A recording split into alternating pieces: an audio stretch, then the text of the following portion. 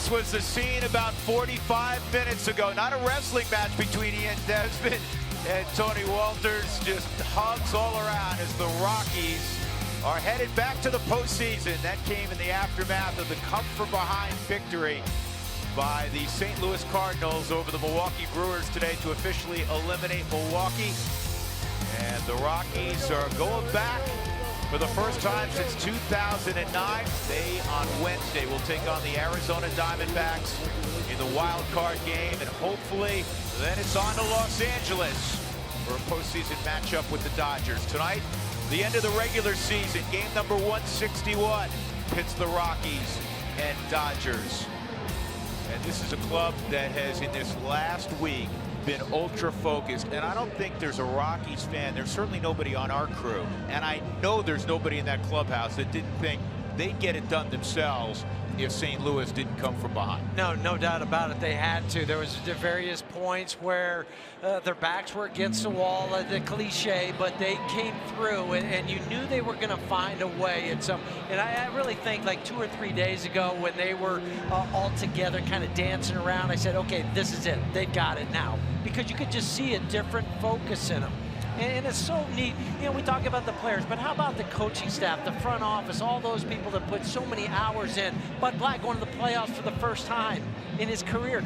Way to go, Bud. Yeah, congrats to so many people. And Buddy's going to sit back and enjoy this game probably like none other than he's ever sat on the top step. Let's go down field level. Spilly's with us. And Spilly, we were fond of saying, the three of us, the last couple of weeks, man, nothing's easy, right? No, and no team is immune to not having the downs, and the Rockies certainly had some downs. If you could look back to from the end of July into August with runners in scoring position. Even the team that the Rockies are playing tonight, the Los Angeles Dodgers, after going on their historic run, struggled through September. And for the team to come together and galvanize in this last week, watching Trevor Story starting to hit, Carlos Gonzalez in the middle of August finding his swing to where they're at now. The team feels like nobody wants to play them. And I know a lot of people keep talking about for me to shave the stash. I have my thing. I could do it now, but guess what? Chad Bettis just said, stay the course. That thing's staying on your lip for another month. So sorry, Wifey. Sorry, Stacy. Sorry, all you people out there that want to see this thing gone. It is not going anywhere as long as the Rocks continue to play a good baseball. Yeah, Stacy just texted me. She says she prefers Stacy to Wifey. I don't know. Maybe she's I love it, Billy. Keep it, man. It stayed forever. I love it. Well, German Marquez is on the bump today. And German Marquez, as Huey was talking about, hasn't been on the Coors Field bump in a while. And this is really neat. As the Rockies take the field, folks, a standing ovation. Last night, there was almost 49,000 here. And these Rockies fans, they knew what occurred. In fact, when the score got tied, Huey, when St. Louis was down 6-4 and they put the 6 up, you know, they're worried the ballpark was far from filled at that point, and the folks that were here erupted. That's right. They were looking out there at the scoreboard. They knew what had happened, and then when it finally went to a 7-6 final, they were showing the game up on the big board here. The fans erupted like only these fans can. It was so much fun to see. And now for German, he's got, I got to go out and pitch tonight. And as you said, he hadn't been out on that bump out here at Coors Field for a while. It's been back at September 3rd, 11-7, trying to get one past his teammate Kyle Freeland to lead rookie pitchers with in wins. Time now for our Colorado Lottery pitch probability and fastball, curveball, changeup, slider. And Corey was talking about this just a little bit ago in the pregame show about his fastball, curveball. He needs to be able to command that. His curveball usage has been up more since after the All-Star break, up about 4%, but probably because guys are only hitting 186 against that curveball. So it'll be interesting how this plays out. And look at this. Just a moment ago on tape, Dave Roberts giving a thumbs up, not only to a fellow manager, but we have described this before. Dave Roberts and Buddy Black are very, very close friends. Dave worked for Buddy, and they spent a lot of time together in the offseason. Now, we did ask yesterday, Doc, how often they've been texting during the season, and you said, not that frequently. He said it's all about taking care of each other's teams. He goes, but he did reach out when we clinched the division to offer his congratulations. So a moment ago, Dave Roberts with truly a heartfelt thumbs up. All right, and anything Dave does is genuine. I mean, that's just the type of person he is. Yeah, both those guys are cut from the same cloth. Chris Taylor's at the plate. He takes inside after a massive cut. We've got a game? 1-1. Yeah, there's a little baseball game going on. And Chris Taylor didn't play last night. He had to come out of the ball game early on Wednesday when he had a knee contusion. But it's one of the great stories for the Dodgers this year as that pitch is pulled foul. Now, when it comes to baseball, fellas, especially for a guy like Herman, this is important stuff tonight. It is, because you want to make sure, you know, this start for him. You've got something. It's your last one you're going to make here at Coors Field. You hope it's not the last one you make this year, though. You know, for Herman, you go to the playoffs. He's right in that mix with the starters. Yeah, and now we can have the joy of trying to, you know, piece together how a rotation would work if the Rockies were to get beyond Arizona. It's a big if. Arizona, you know, will be favored down there. It's not a football game, but, you know, they're going to have Zach Greinke on the hill. That was announced today. There's a base hit. And they have a formidable lineup, as every fan of the National League West certainly knows. Here's the Southwest batting order tonight for the Dodgers. Corey Seager is going to bat second, then Justin Turner, who is 7 points behind Charlie Blackmon in the pursuit of a batting title. Cody Bellinger, Austin Barnes batting fifth, doing the catching. Curtis Granderson, Yasiel Puig, Chase Utley, and then Kershaw. Well, I want to stress the importance of this game on both sides. Number one, the Dodgers sitting at 102 wins. This could be two. It will be. Go ahead, Spilly. I was going to say, this game is extremely important for the Dodgers. They're sitting at 102 wins right now in Chicago. The Cleveland Indians are trailing the White Sox in Cleveland 1-0. Why is that important? Because the team with the best record will have home field advantage for the World Series. I know the Dodgers have felt that they're a World Series caliber team the entire season, so having the best record in baseball extremely important to them. Not only to that, it's the individual accolades. Now, we don't typically like to point those out, but for Clayton Kershaw, he's still on a quest to win a Cy Young. You have two guys on the Rockies side, and Nolan and Charlie, who are still playing it out. I don't think there's a clear-cut MVP in the National League, and these final two games still are important. Yeah, there are a lot of not only individual things, but as you point out for the Dodgers, as this is in the air to deep right, Cargo will slide back and make the catch. Turner is the third out. But the Dodgers want home field advantage if they were to advance naturally. It's not decided by the All-Star Game winner any longer.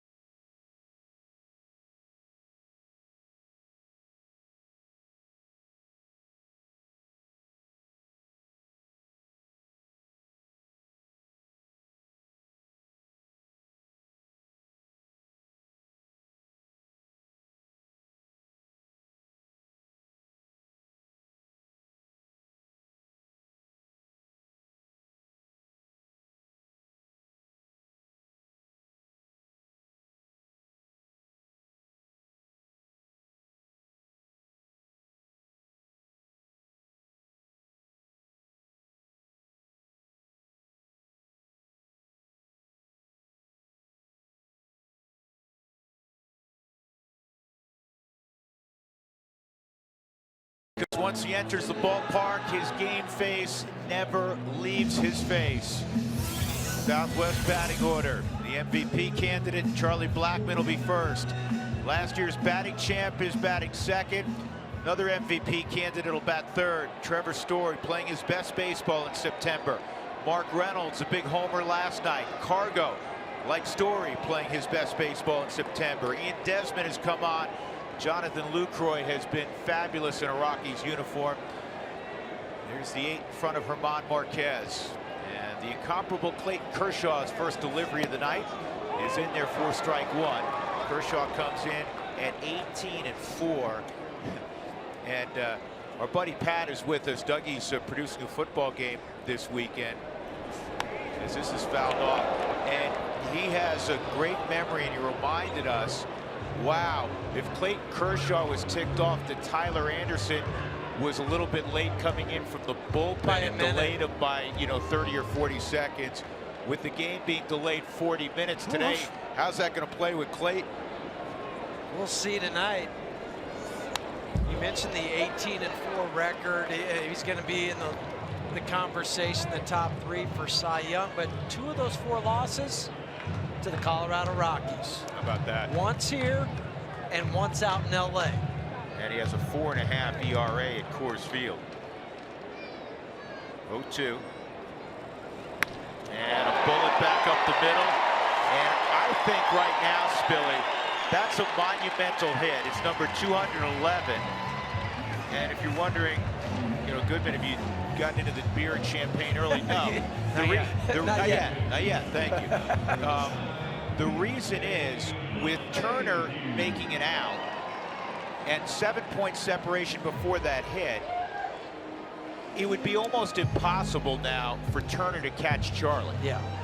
Because Charlie's at 330. And let's be honest, Turner's at 322. If it became that close, he'd come out of the ball game, and nobody would frown upon that. And with just one game tomorrow. Right. DJ hits his ball to right center field. This is going to drop. Great read by Blackmon. And the Rockies have 2 on. So any concern about the Rockies going through the motions has been answered with the first 2 batters. And I was just going to say that too. And you're going up against Clayton Kershaw. It's not like Johnny Rookie. I think Spilly and Huey, they want to send a message. Exactly right. Spilly was talking about it earlier. I think this is a big message. First 2 guys, they're hacking, they get base hits, and Kershaw, is going, man, this lineup again, because he's said it before. I think it's so important if the Rockies make it through that wild card game against the Arizona Diamondbacks. This is a guy you're facing that starts it off. This is the best they have, and to continue to just have your way with Clayton Kershaw, that's a feather in the cap for the Rockies if you head into that series. Remember when Nolan went kaboom after Charlie and DJ reached the Dodger Stadium to begin that 4-game sweep? The very first pitch that Nolan saw, he hit into the Dodger bullpen, and it was 3-0. 2 on, nobody out, 0-1 on Arenado.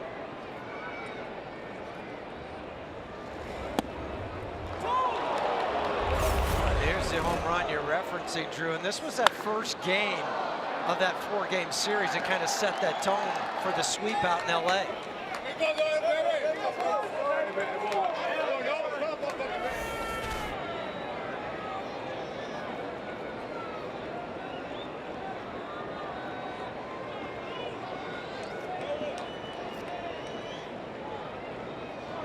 Kershaw coming off a victory against the Giants, a game we went 8 innings, allowed just 1 run. 8 hits, and Struck no walks, out 6. Yeah. He's so efficient, it took him only 93 pitches to navigate those 8 innings. He's not going to go deep into the night this evening, maybe 75 or so. And earlier, Dave Roberts said that Clayton will determine how many pitches he throws. When he feels comfortable to shut it down, that's when he'll shut it down. Yeah, there was a game plan going into it, but I think Clayton has a lot of say in what happens. Good eye. 2-2.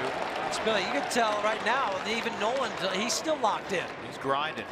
Last night we saw it, the at-bats over the last week, and you can look at how Nolan's hit in the month of September, 322 batting average. In this homestand, he's been fantastic. But his feet are quiet at the plate, and they're loading him up, and he's seeing the baseball so well.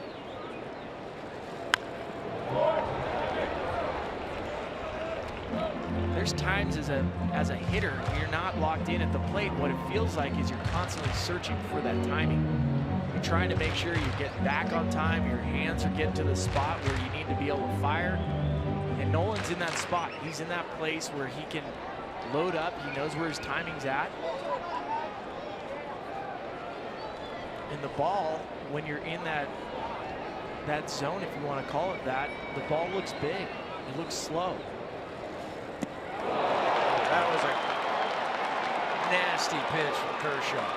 It's that equalizer, that curveball he possesses. And we all know that the great ones are great because when there's traffic, they get even tougher to hit. Look at the break on the Subaru Supermo on that curveball at 77 miles an hour.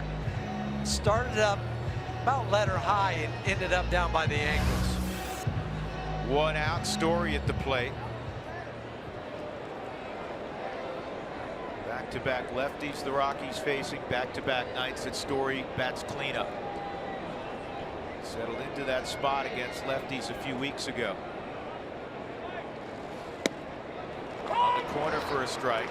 Doug Eddings is our home plate umpire. Jeff Nelson, Corey Blazer, and Lance Barksdale, because he got hurt, has been replaced on this crew by Ryan Blakeney. This ball toward the hole. Good pickup by Seager for 1 on to first, and they're going to check that.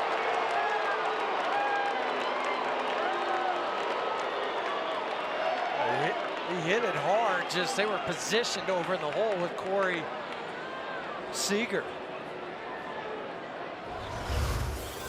Subaru Supermo. Oh, he's safe. He's safe. Dodgers are already going back out onto the field.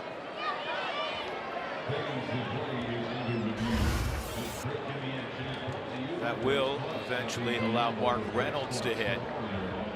But you're right. We always talk about not just baseball, but sports being a game of inches. A little further in the hole, and that's going to score a run.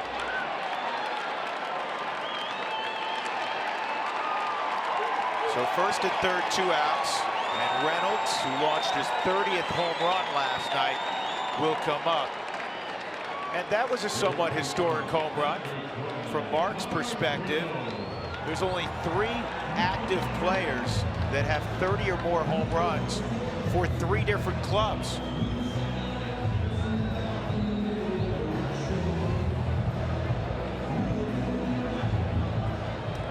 Nelson Cruz, Curtis Granderson of the Dodgers. Now the other 2, of course, Curtis hasn't hit 30 home runs in the Dodger uniform. He's only been a Dodger for about 3 months. First pitch misses, ball 1. Mark hit the shortest of all the home runs last night. His went a measly 429 feet. Yeah, there were no cheapies last night.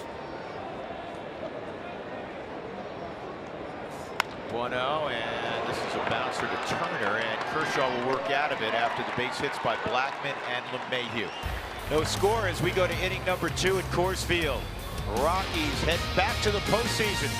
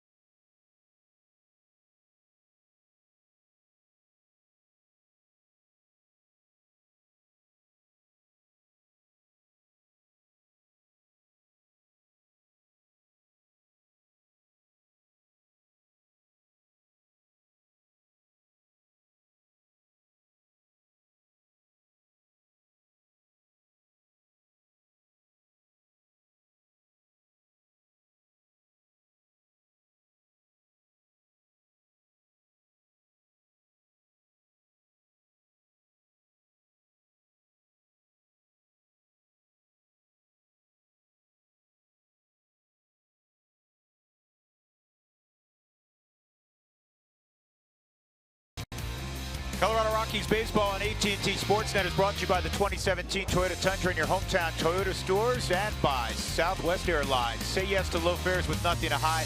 That's transparency. And again, an invitation to all of you to join us for our post game. It'll be extended, and there'll be plenty of coverage inside what will be a joyous and raucous clubhouse. It certainly was that pregame. And then, oh, by the way, a little thing about a baseball game, and the D-backs tweeting out, "See you Wednesday, Rockies." How about the National League West, boys? Yeah, I was talking to Turner Ward, the hitting coach for the Dodgers, about that yesterday, and he was saying how just to be able to make the playoffs coming out of this division, how hard it is because you play each other so many times. And even though San Francisco's had a bad year and San Diego's a young team in transition, they still put up a good fight, it seems like, every time you played them. So it's not easy to make the playoffs out of this division. And a strikeout of Bellinger for the first out in the second inning. First strikeout for German Marquez. Well, many preseason Major League Baseball prognosticators picked the Giants to be in it. So it's still pretty amazing when you think of the National League West having 3 teams. Several people did pick 3 teams coming out of the National League West. They just didn't have the Diamondbacks or Rockies as being those 2. They had the Giants in there somewhere. The Giants end up with perhaps the worst record in baseball.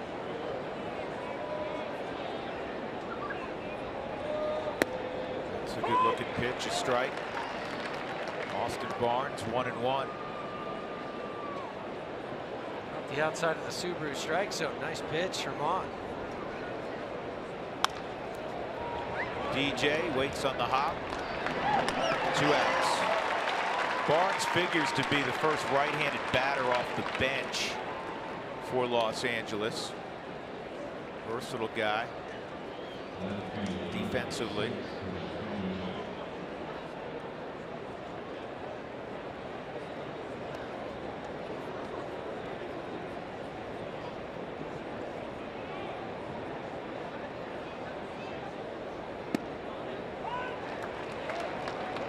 So far, so good for Herman with the fastball command down in the zone.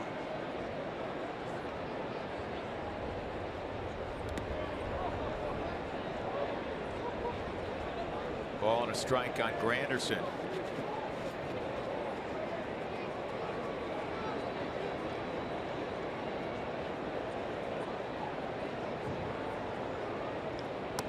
Off the plate.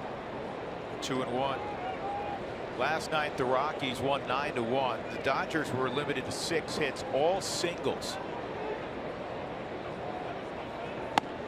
Popped the glove at 95. 2 balls, 2 strikes. Down in the Subaru strike zone. First pitch, the 4th pitch up in the Subaru strike zone. Charlie's there, and it's a very efficient second inning for German Marquez. No score, middle of 2.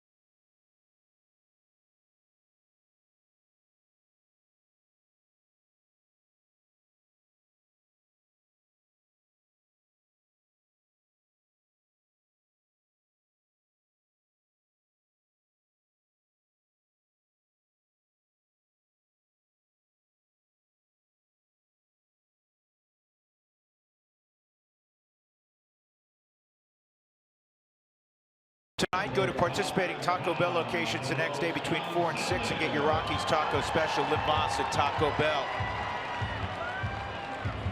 Carlos Gonzalez will lead things off for the Rockies in the second. Cargo had a double in last night's ball game. Previous 2 games, he threw out 6 hits. Cargo, Desmond, and Lucroy. And Cargo pops this up over our heads into the third deck.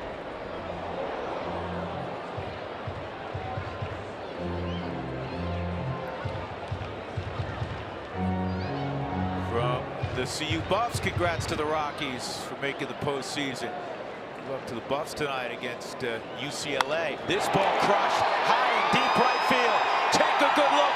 You won't see it for long. 1-0 Colorado.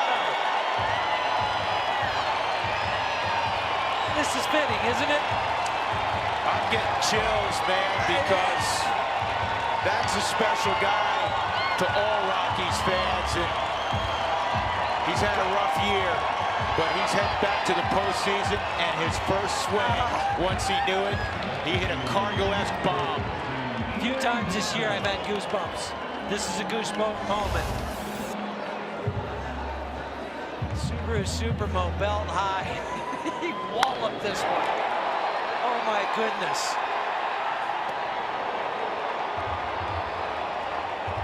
It's way back.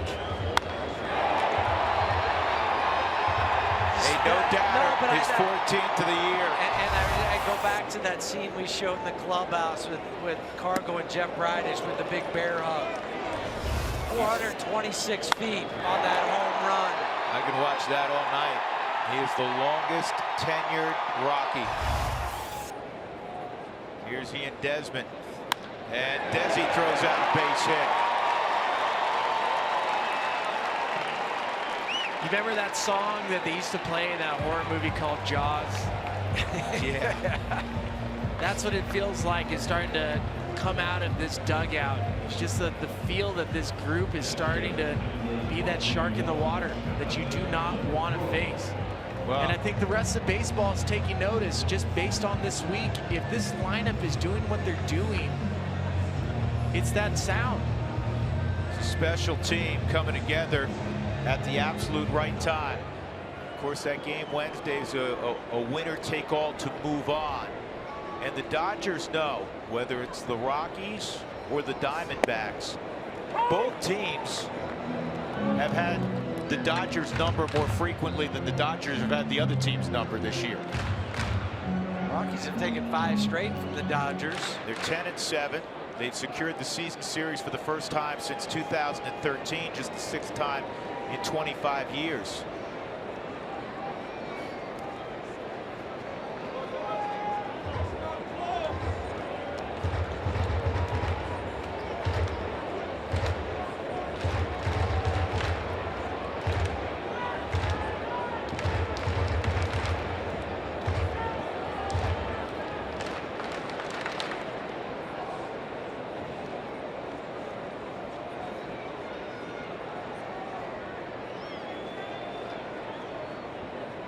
There goes Desmond, and no throw from Barnes. Couldn't get a grip on it. 15 stolen base for Desmond.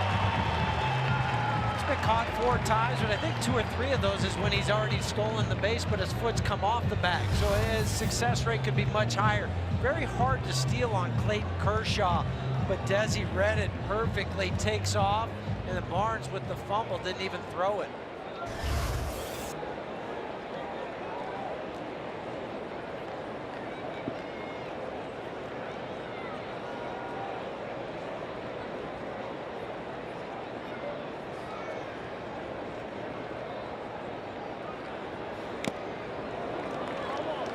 Two balls, 2 strikes on Lucroy.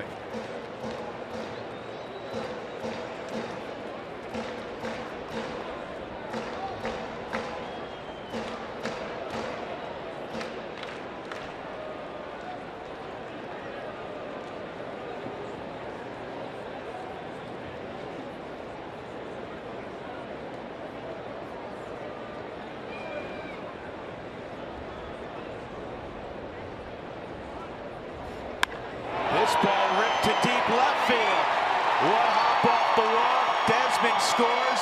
Double for Lucroy. 2-0 Colorado. We're going to need a bigger boat. Yeah, you're right.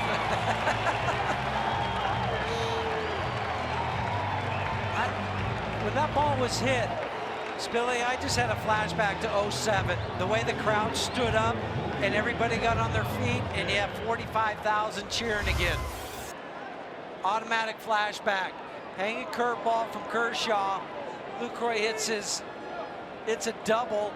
13th RBI in a Rockies uniform. Desi comes around to score. And here it is on the Subaru Supermo. Remember the pitch and the curveball he threw to Nolan to strike him out? How much bite that one had? Well, that one did to Jonathan.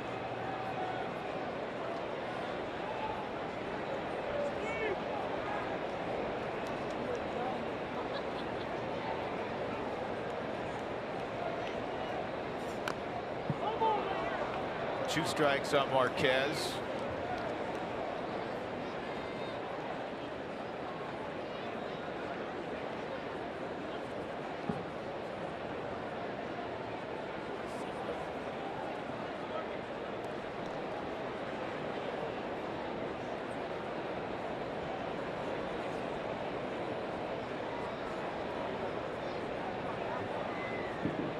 Nothing Colorado. 5 hits already against Kershaw. And that's a perfect bunt by Marquez.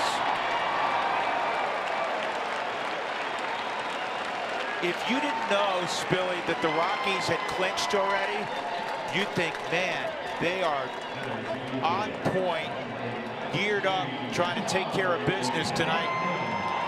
And yet, it's already a done deal, and look how they're performing. You have to perform like this. Once you get in this position where the Rockies are at, where you're playing to your team's capability, you have to stay on the gas. And it comes down to Charlie Blackmon, just the way that he had that steely-eyed resolve about him. As your team was celebrating Milwaukee Brewers losing, he was sitting in his seat getting prepared for today's game. You have to have that. Talk about lead by example. Chance for his 104th RBI. And he'll get it. Yeah, I'd say he's locked in. 3-0 Colorado.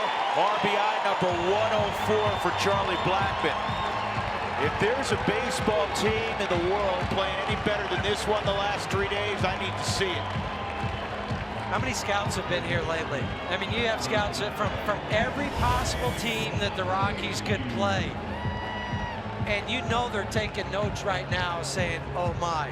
They're treating Kershaw like he's a AAA call-up. And now they put 3 on the board. They almost scored in the first also. Yeah, and 6 hits already against him.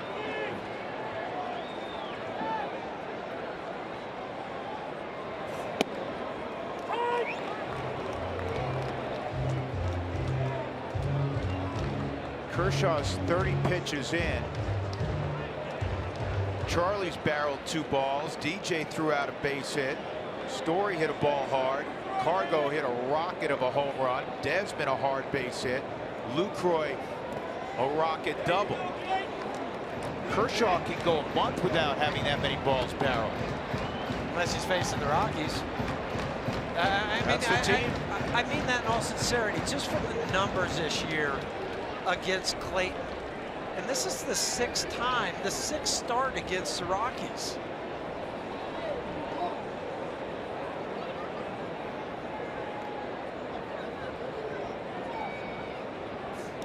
Listen, Clayton Kershaw, yeah, 7-time All-Star, he's won an MVP, 3-time Cy Young Award winner, so it's not, take nothing away from him, okay, in the conversation for a Cy Young. But this year, against the Rockies, in 5 games started, he's 3-2, but a 3.64. Here at Coors Field, 1-1 with a 4.15 ERA. Charlie gets picked off, and that'll be a caught stealing. 2 outs. 1-3-6. Well, he tried to just go on first movement. Clayton Kershaw just made the easy throw, and then Bellinger cleared himself, so he didn't make the throw into the back of the runner. Easy tag at second.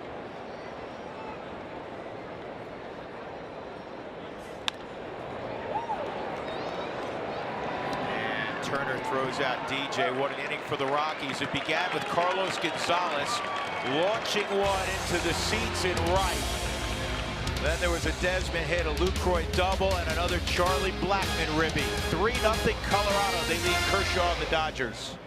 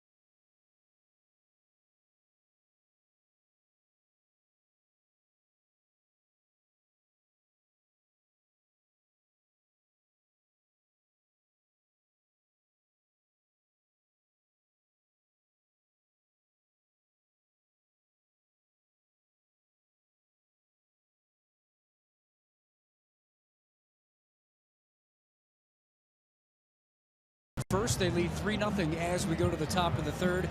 Walking around the concourse, having fun today with the Rocks clinching a playoff berth.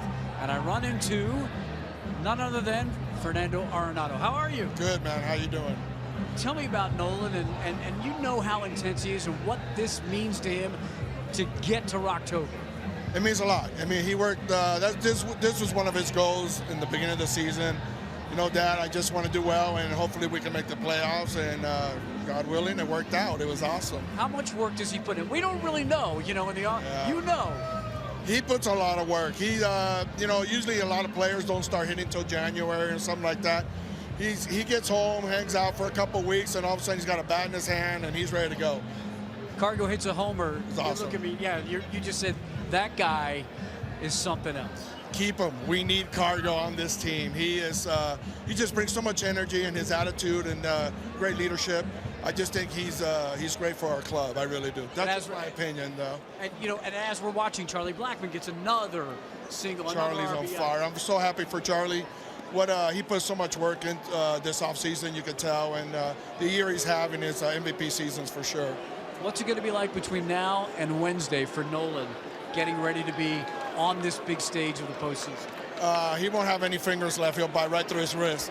But no, he'll be ready. He'll be ready like he always is. He's ready to play, and this was his goal, so he's ready to go. I know you and Millie will be ready to watch him hit. So. Oh yeah, I'll be taking that drive from California, Arizona, and I'll be there for sure. Awesome. Thanks. This is something special for not only for all the players and but for the fans and for the families too. Hey, thanks for the time. You got it, brother. Thank you so much, guys. All right, Mark. That's a proud dad, and he ought to be. Son's a great kid. He's a pretty decent baseball player. Real good. But he's right. But most guys don't start hitting it. Sometimes maybe in December you'll do it a little bit. You really ramp it up in January. But we've seen him, though, even on off days, come in and hit. Listen, how many times have we walked through that clubhouse and you turn around and Nolan has got a bat in his hand and he's taking dry swings in the clubhouse after he just hit in the cage, after he just hit on the field, right, Spilly?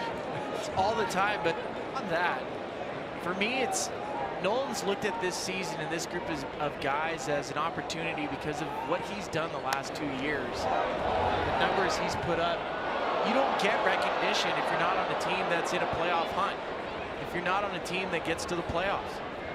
And he understood that. He understood in order for, not selfishly saying that he wants that recognition, but he also understands the baseball world will recognize it. Football for what he wants is what all these guys want. He wants to win. He's made a lot of money already. He knows he's going to make a ton of money in the future. It's not about that. And he wants to be successful. He wants to be able to share stories like other guys when he goes to the All-Star game about October. Yeah. Sure. I mean, that's the key. That's what you train for. We've been talking about that probably the last hour, saying, you know, you work hard in the off season. Those days you feel like, oh man, do I have to go? You go because of this. That's why you do it. And every guy, and Nolan has the ability to be considered the best player in the National League, and you cannot get that recognition unless you're on a team that is playoff bound. Right.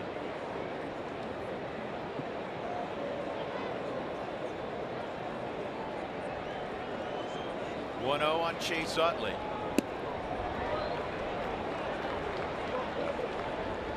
In between innings, Scotty Garrett was looking at Herman's finger, and you always worry, is it a blister?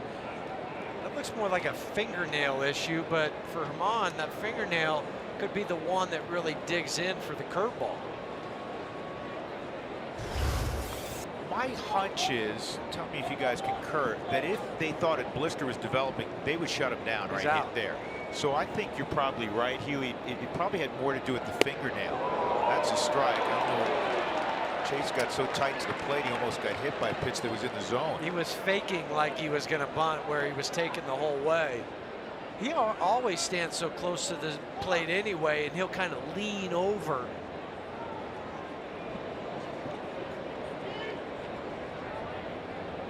Pretty tight to the plate, but then he'll also get his upper body leaning out over.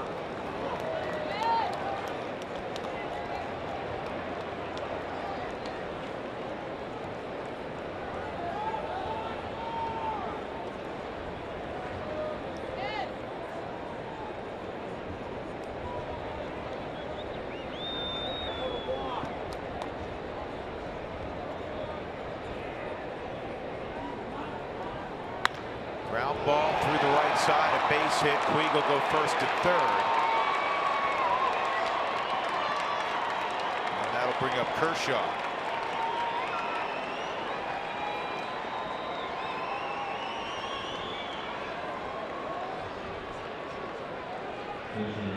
Rockies up 3-0. They've produced 6 hits already against this generation's best pitcher.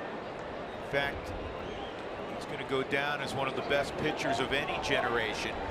He came in with an ERA in his career of 2.35, which since 1920 is not only the lowest ERA in that period of time, almost a century, it's the lowest by a lot. I'll look at his whip too. This year, .93, and for his career, it's right at 1. Remarkable. The next lowest ERA, Hoyt Wilhelm, had a 2.52 ERA. And again, this is a minimum of 1,500 innings. Third on that list is Whitey Ford at 2.75. And then the great Sandy Koufax at 2.76. Jim Palmer would be 5th at 2.86.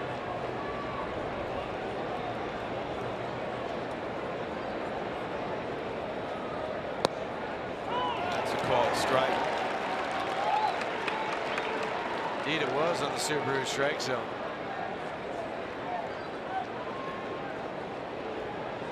But he just kind of reminded the infielders to be alive. He might not necessarily be bunting. He might be swinging away.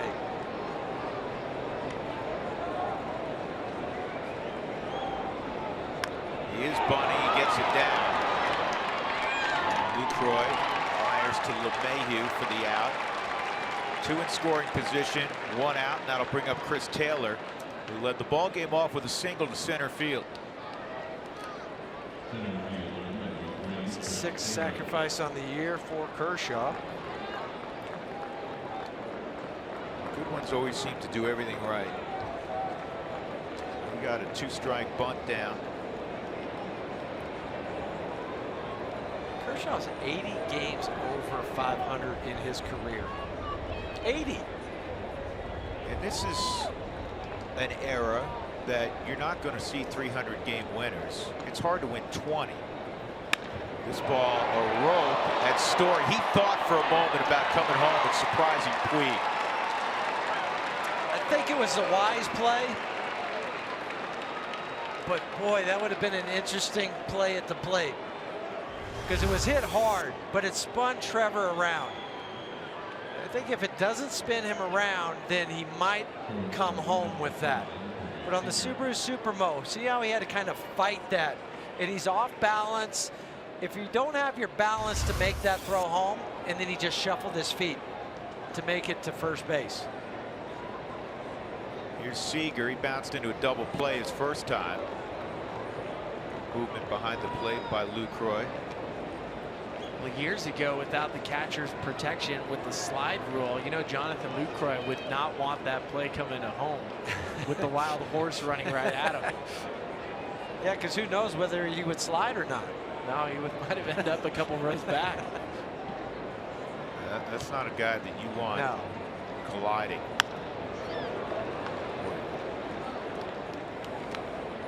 That's a big, big, strong, fast person.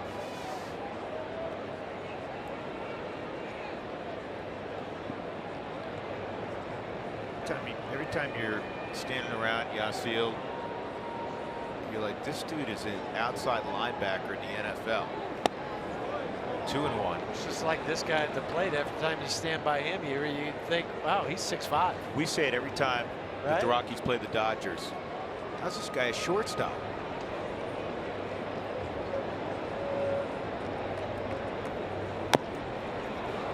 That's a fair ball. Marquez with time, and he gets a throw off to Reynolds.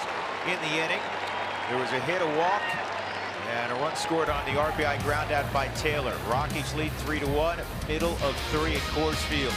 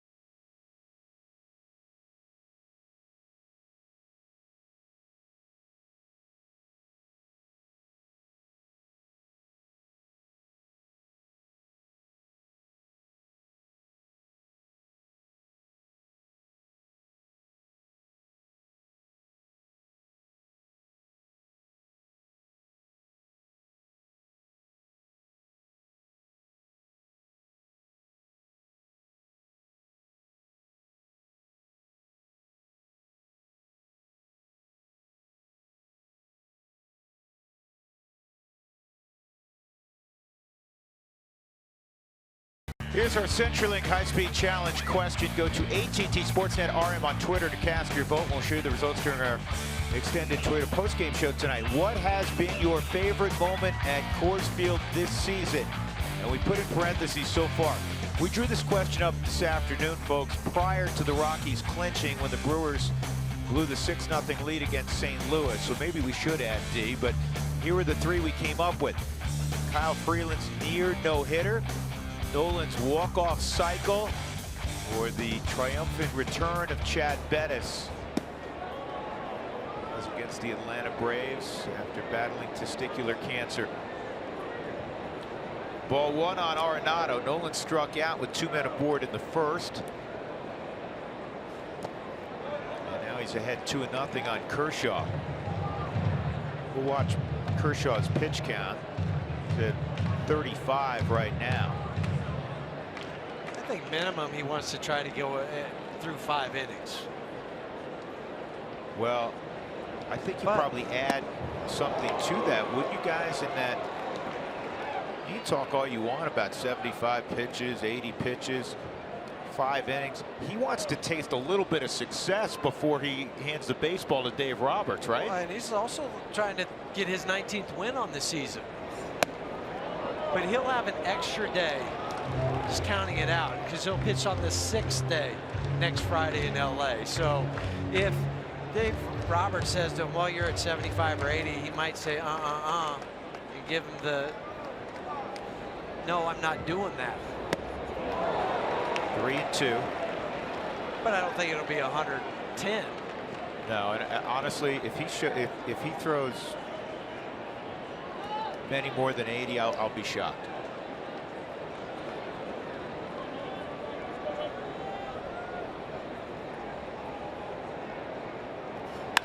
Line drive, left field.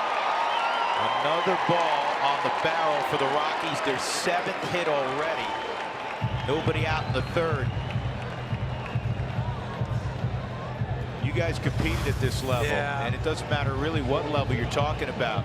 When you have an elite guy who has been hit hard and consistently by one club, it sticks in the memory bank. It makes you pause for sure. These guys tonight, after the celebration we saw in the locker room, their focus could easily have been up. You know what? We're in. I'll get my couple at bats. No, they didn't do that at all. Because they know. They know if they go down and beat Arizona, this is the guy they're going to get next Friday in LA. The interesting thing is they're going to get his former teammate, who they also have high quality at bats against, Zach Greinke.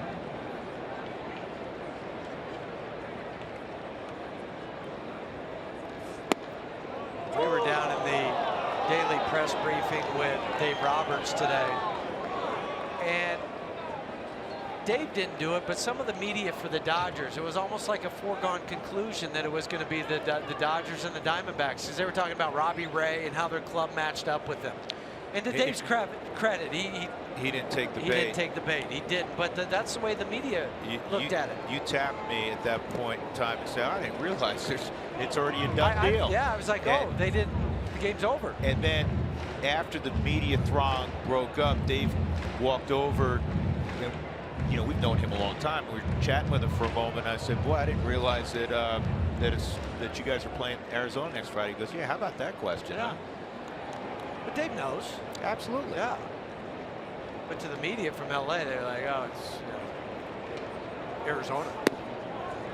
It's one of the reasons that the Rockies want to touch their hot button. Mention the Dodgers, or in years past, the Giants. Spilly, you experienced it. I always felt it was funny when people didn't give enough credit when credit was due to a good team. Turner didn't come up with it, and Seager can't throw out the Swift story. That'll be an error on Turner. 2 on, nobody out for Reynolds. With that error, it'll be back-to-back nights for Justin Turner with an error. And played it off to the side, and then it ricocheted to Corey, who tried to throw out Trevor at first. You see it go off the thumb on the Subaru Supermo. 8th there of the season for Justin, 87th for the Dodgers.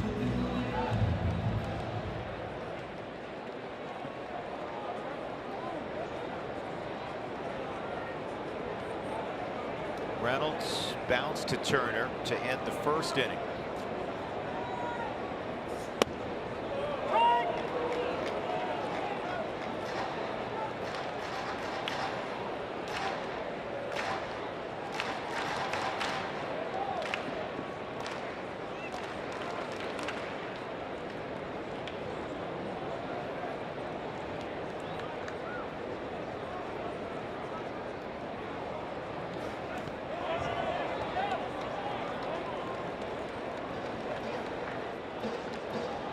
swing, 1 ball, 1 strike.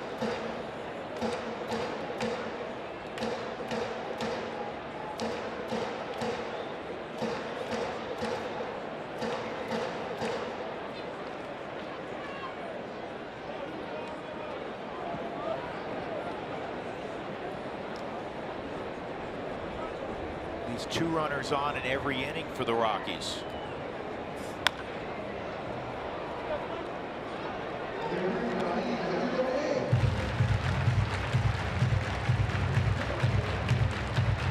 Whenever a team makes the postseason, there's expected stories and then there are the unexpected stories. For the Dodgers, Chris Taylor's success this year. For the Rockies, Reynolds had a really good year last year, but again, he was signed as a minor league, on a minor league deal, and he's come out and hit 30 homers, driven in 97. 1 out, and that'll bring up Cargo. Cargo with this home run, 426 feet in the 2nd inning. This crowd didn't need a bigger reason to cheer. Well, they got one here. Cargo, that's his 14th home run. That was his 57th RBI. He's hitting 261 now. Isn't that something? I know 261, you say, well, that's not terrific. From where he's come. And how he's hit the 2nd half. Consider this, Cargo came into tonight's ball game against lefties hitting 202. But now let's look at a smaller time frame. In the last few days, we've seen him tonight take Clayton Kershaw deep, and the other day left on left against a kid who had not given up a home run against a lefty all year. He hit a bomb against him. And in years past, when Cargo has been Cargo, think all the home runs he's hit against Madison Bumgarner. Think of the home runs he's hit against Osich, the hard thrower for the Giants coming out of the pen, Josh Osich. Well, you're talking about Chris Taylor with the Dodgers, and you need kind of this story, somebody else to come along. Well, Cargo hasn't been here for offensively. I mean, for this season, for the first 5 months, 4.5 months, and now look what he's doing in September, mainly. I mean, here's another story, and that's the reason why this offense is doing what it's doing now. 538 the last 7 days for Cargo. That's what he's hitting.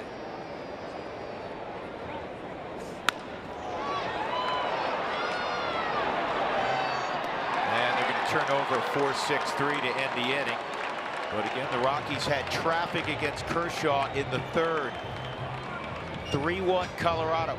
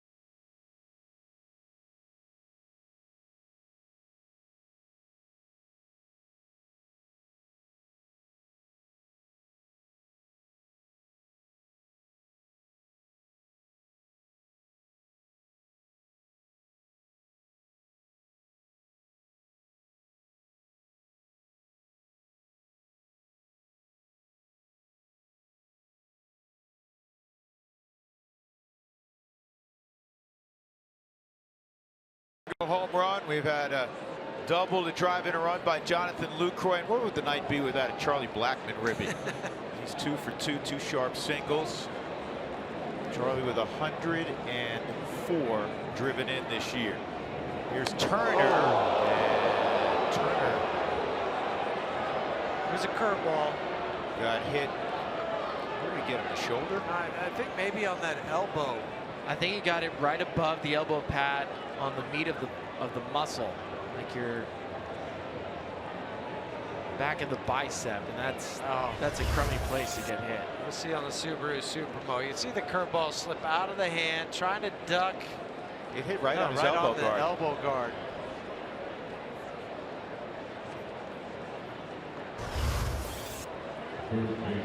He's still in a little bit of pain. That left arm's just hanging down. And he's keeping that elbow guard on to run the bases. I think he might be trying to get some feeling back in that hand.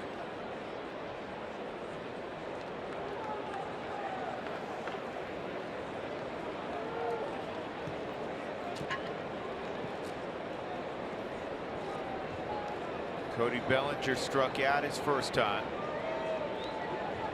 The presumptive National League MVP takes strike one. Rookie of the year. Did I say? What did I You said say? MVP. He's not the MVP. I'm sorry. Rookie of the year. Thank you. Well, they had the unanimous Rookie of the Year last year in Corey Seager. They're going to have another one this year. It's a double play ball. 2 outs.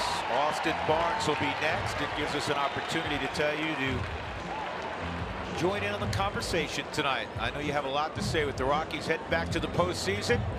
Use Twitter or Instagram at AT&T Sportsnet RM, and do not forget to use the hashtag ToyotaTalk.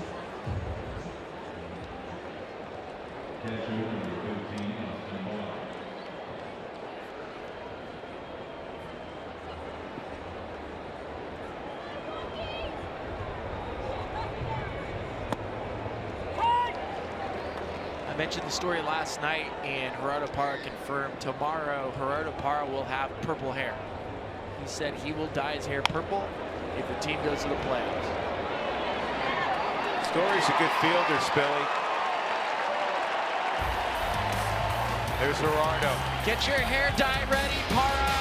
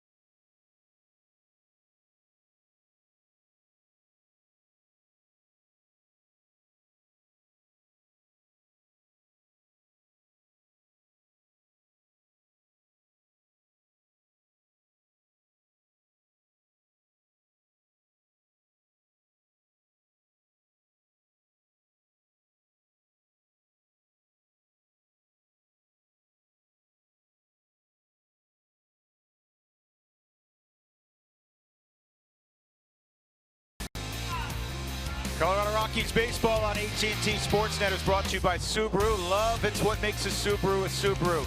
By Bank of the West, whatever your needs, good things happen when your local bank goes big. Bank of the West. And by the Wyoming Office of Tourism, Wyoming is full of adventure. It's time to find out if you are too. That's why. TravelWyoming.com. Big congrats to the Wyoming Cowboys. We were rolling today over Texas State. Yep. Utah State next week. Utah State had a big win against BYU a couple days ago. Kershaw in the 4th inning, facing a Rockies club that has produced 7 hits and 3 runs against him. Ian Desmond had a single, stole a base, scored in the 2nd. He'll lead it off, then Lucroy and Marquez.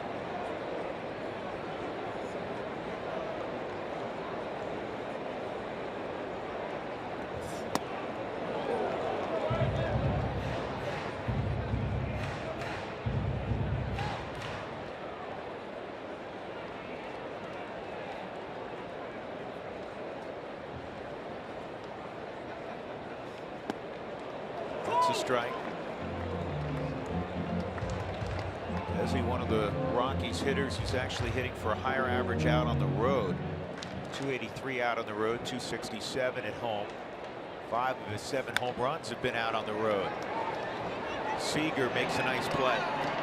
Smooth transition. Some people keep looking at his body. We talked about how big he is, 6'5", about 220. Say, how long can he stay as short? Well, if you can bend and you get the jumps and stay as smooth as he does. You played with a big shortstop. He played short a long time, Cal Ripken, didn't he? Yeah, then after a while it becomes about some positioning that you have, and as you say, Drew, as long as you can still bend and not become just a waist bender, you can still bend the knees. No reason why you can't stay there for a long time. Lucroy hits a towering pop. Chase Utley makes the catch. They're 2 outs. And that'll bring up Marquez.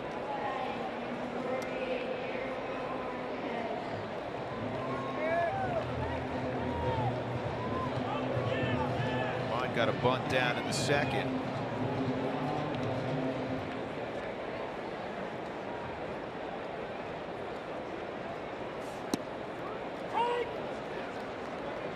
Rockies right now are 42 and 32 against the National League West, with tonight and tomorrow remaining.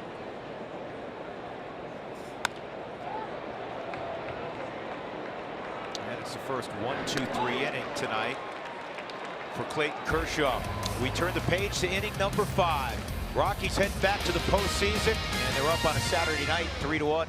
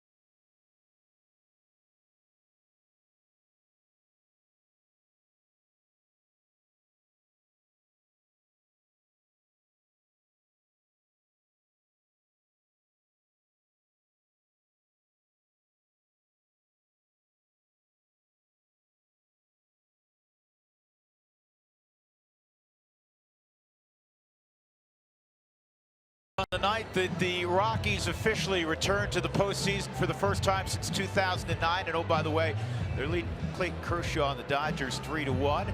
Upstairs with my partner Jeff Houston, I'm Drew Goodman. Spilly's downstairs. We had to steal Spilly's microphone to give it to a far more important person, and that was a guy who threw an absolute gem last night, Chad Bettis. Chad, first of all, congrats on so many accomplishments this year, from your baby to conquering cancer. And last night, man, you gave us all goosebumps. Thank you. I appreciate it. Yeah. How sweet was that in the clubhouse this afternoon, by the way?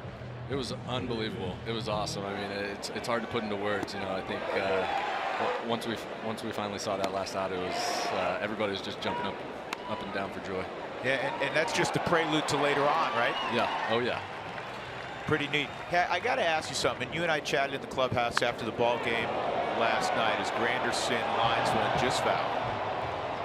And I asked you where this one ranks, because you've had some real special outings in a Rockies uniform. You've had, you know, a marvelous complete game shutout, your return a couple of months ago, and then last night when the Rockies seemingly had to have a game against this club that's already won 102.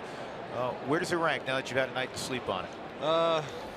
Man, I still say, man, top 3. It's tough. It's tough to. Who's messing with you? Who's that? Who is messing with you? Oh, hey, he's got to have his hair dyed tomorrow, I heard. Yeah. It's already dyed enough. He doesn't need it anymore. Change up.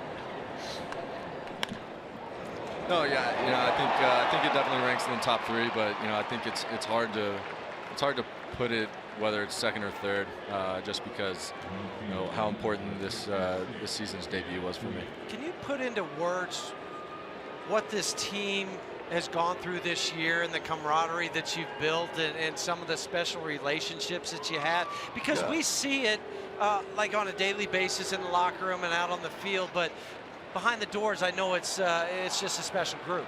Yeah, it is. You know, I think for all the adversity that we face, you know, I think it speaks a lot about how we all carry each other and how you know we pick each other up, whether it's an at bat or maybe a rough game for a starter for me or for somebody else, and you know it's always about winning today and worrying about tomorrow. For Bud Black to be the manager, but he's also been a pitcher, I know that has to have a huge influence on you guys as pitchers. Oh yeah, you know, I think when he first signed here, when we first got him, I was really excited, you know, just for the sole fact of being able to bounce more, you know, pitching ideas off of him and philosophies and stuff like that. And we're not going to blame you for that one. I hope not. I really hope not. But no, you know, I think when we got him, it was really exciting, not just for me, but for all our pitchers, because we're able to, you know, we had another pitching coach essentially, and it was awesome. Puig hits a 2-run home run to tie it up at 3, and that'll bring up Chase Utley. Chad Bettis continues with us downstairs. Over the last couple of months since your return, was there a point in time, because the first half seemingly went so well and the second half was uneven from a team standpoint, was there a point in time where you said, you know what, I know this team's still going to get it done, and you had that feeling, or did it ever really go away? No, you know, I don't think it ever went away. You know, I think this was our complete expectation coming out of spring training, and you know, it was really kind of brutal not being able to be a part of the first half. But when I was able to get back up here 1st of June and just hang out with the guys again and start my rehab process, you know, you could really tell that, you know, it was all coming together. You know what, Chad? I know I speak for. I would never do this, but I think I can speak for your teammates in the organization here. You were never not a part of it, because you were heavy in our thoughts and our minds, and all Rockies fans as well. So even when you weren't physically there, we were all with you, and I know the club was thinking about you the entire time. And I want to point out one other thing, because I'm not big on this phrase, and I know your clubhouse isn't big on the phrase about playing meaningful games in September. You guys want to play meaningful winning games in October. 100%. Expound on that a little bit. You know, like I said, you know, I think it all comes back down to this, the expectation we had coming into spring training about wanting to not just kind of squeak in. You know, I think, you know, we'll take it right now, and you know, I think we have a lot to prove to not just ourselves but other people out there, and it's going to be an exciting year. Give us a brief glimpse of what it's going to be like here in about an hour and a half, 2 hours after this game's over.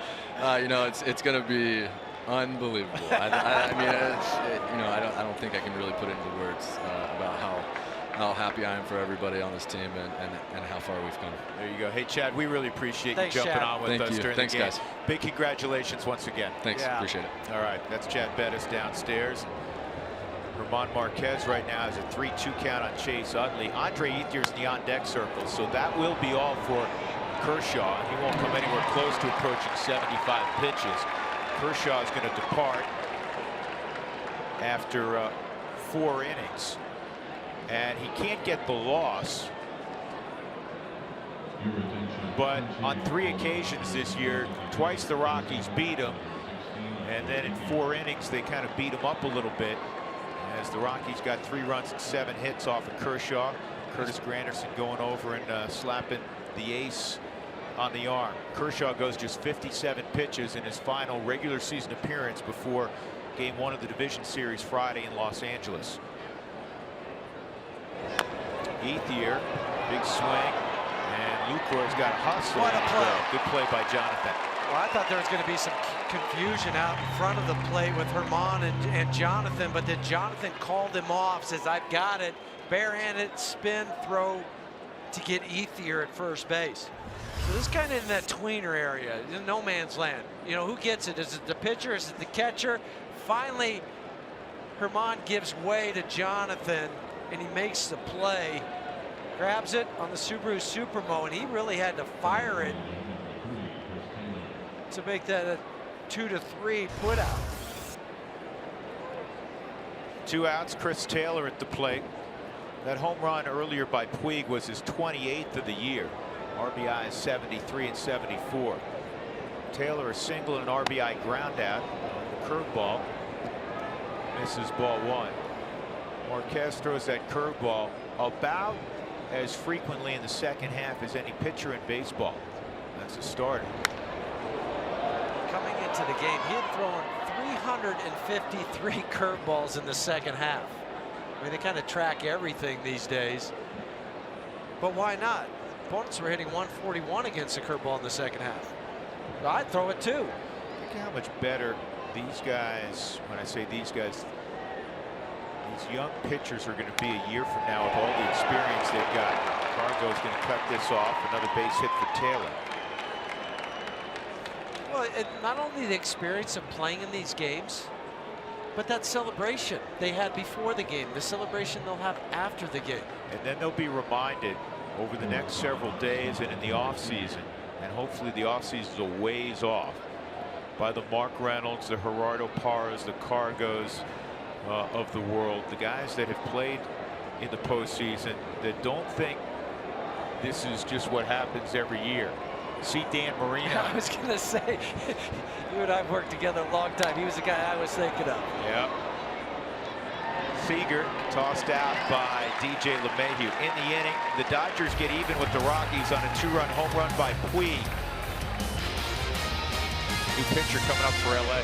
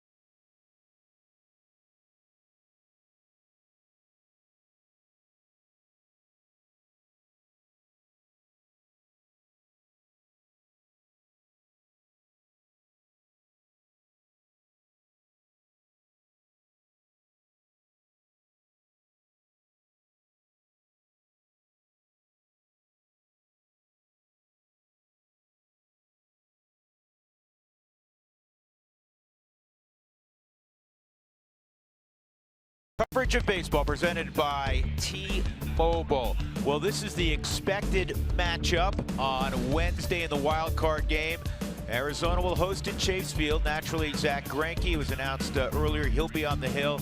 And it looks like Jon Gray will go for the Rockies. He has been pitching like an ace the last couple of months. The D-backs won 11 of the 19 regular season games. The Rockies went 5-5 at Chase Field.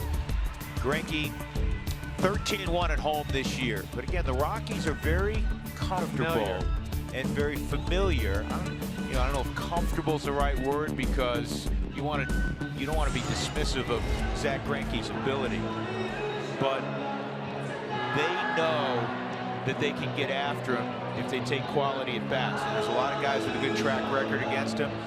And Jon Gray has dreamed his whole life about being in the kind of situation he'll be in on Wednesday, and I know he'll be ready for it.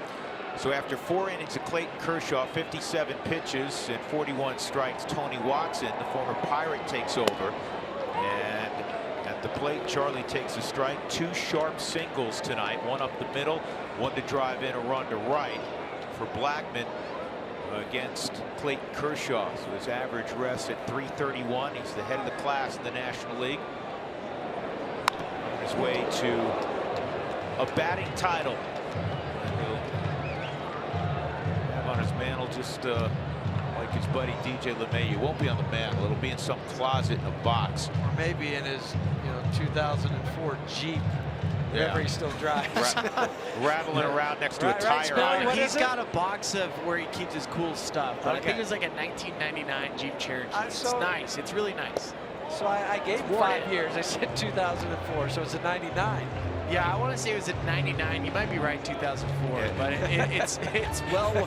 it's like a nice glove. It's been worn in. Yeah, Charlie told me he's closing in on 200K. Why do I need another one? It runs just fine.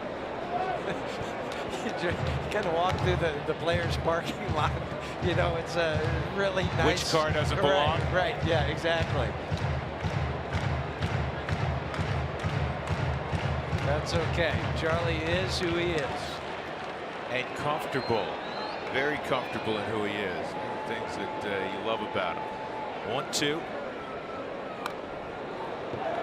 Watch it, buddy. The ribby for Charlie earlier, his 104th. He has 86 extra base hits. He has 386 total bases. That leads baseball. People look at his resume this year who are voting for MVP. Man, it's going to be tough to turn the page.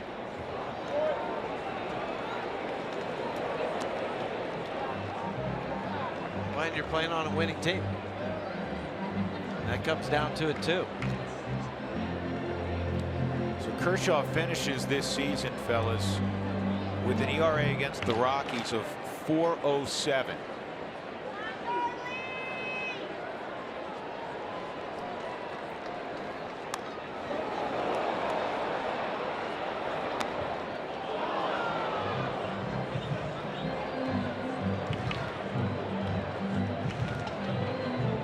October's back and better than ever.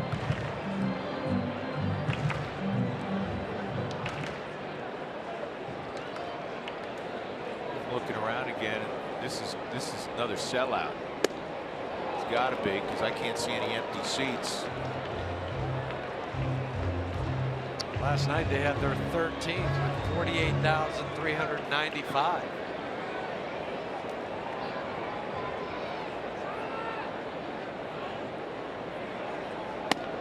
Strike 3 on Blackmon.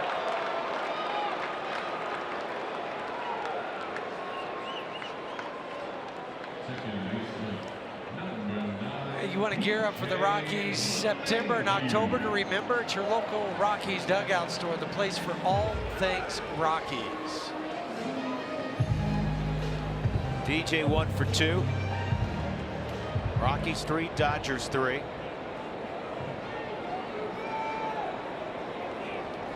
Rockies 15-12 in September, so they've guaranteed themselves their 5th winning month in 2017. The only month that they fell shy of that was August.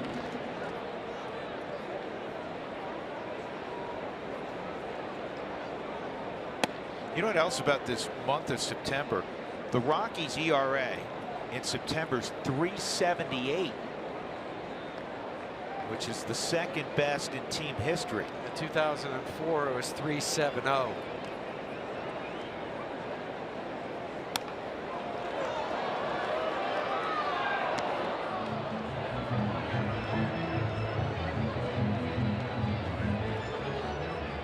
As Bud is fond of saying, it all comes down to the starting pitcher, and you know what he thinks his chances are that night. He says, well, I'll tell you after I see what the starter does. That is poked toward Utley, and he didn't know how to go and get that one. Should I try to field it in the air and take it off the short hop? But instead it kicked off his chest, and that'll probably be another error on the Dodgers. Their second of the ball game. There's a point of no return for an infielder. Once you start to come get it, you're locked into it. And then he clanks it for his 6th error of the year. Now with DJ coming out of the game, some of the changes have started to happen. Raimel Tapia in the game. Here's one guarantee though, as Raimel comes in. Raimel will not take over at second base for DJ. Okay, not playing second. Not playing second.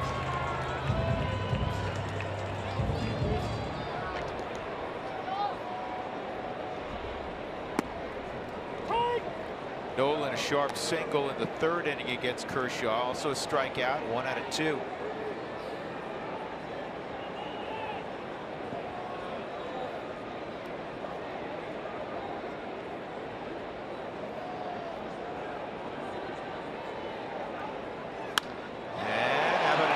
For Nolan, Tapia is going to go first to 3rd. No, stopped.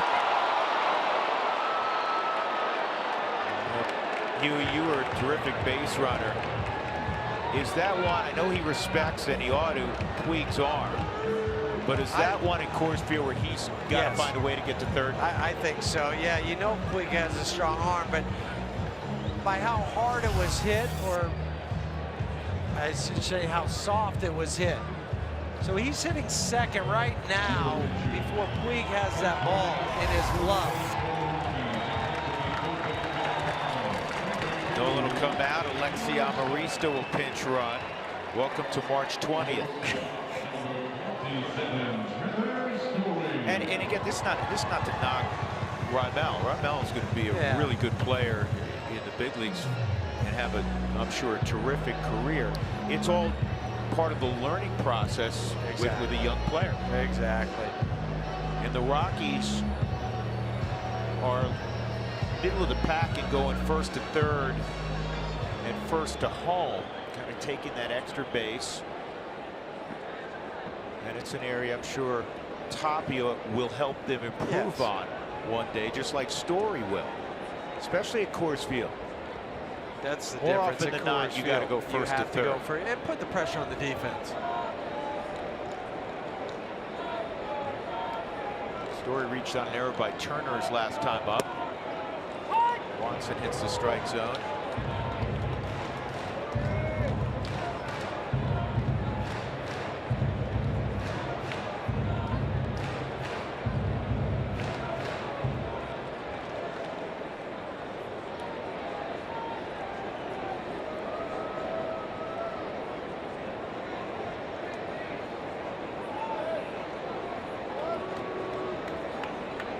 Trevor does not like to talk about hitting and mechanics. I mean, he keeps that stuff to himself, but he acknowledged what we've been saying for the last week or so.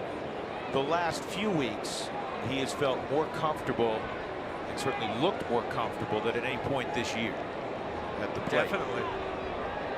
Even the takes are better. That is the first indicator. As a hitter, you take the ball better. You're quieter with your stance and the way you stride at the baseball. Runners take off, and it was fouled off 0-2. Trevor had a pitch that he could handle. It was up and away from him. One of those few times, not only for the Rockies, but it was set up nicely where you could try to pull off a double steal with the lefty out there. Yeah, you have that blind spot for the left-hander where you can get far enough off there that he can't see you, and then they're not doing anything at first base with Lexi. Even Cody Bellinger where he's standing at. So the trail runner, you just wait to see that guy take off, and then you go and follow him. Strike 3. Story frozen on that pitch by Watson. That's the second out. And it will be left to Mark Reynolds to try to break the 3-3 tie.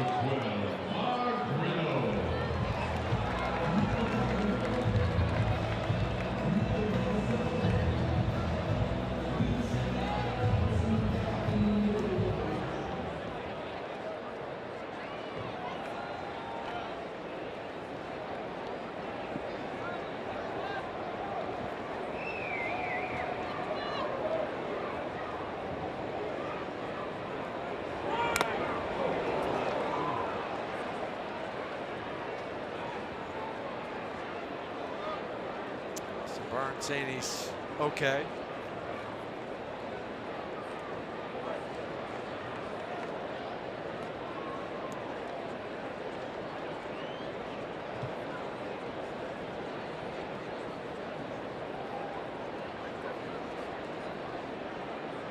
Rockies took a 3-0 lead. The Dodgers have come back to tie it. Got a 2-run home run a half inning ago off the bat of Yasiel Puig.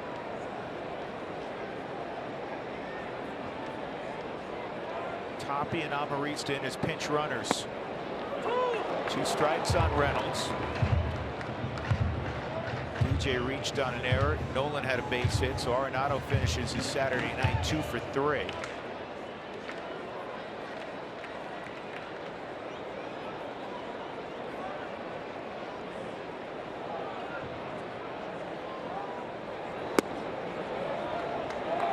Top 3 guys.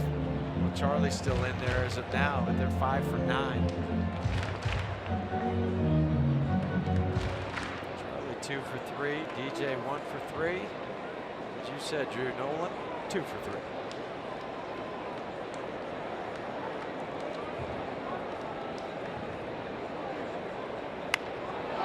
This is to shallow left, and it'll be caught out there by Curtis Granderson. So the Rockies lead 2 on in the 5th. We move on to inning number 6. 3 apiece. Rockies and Dodgers.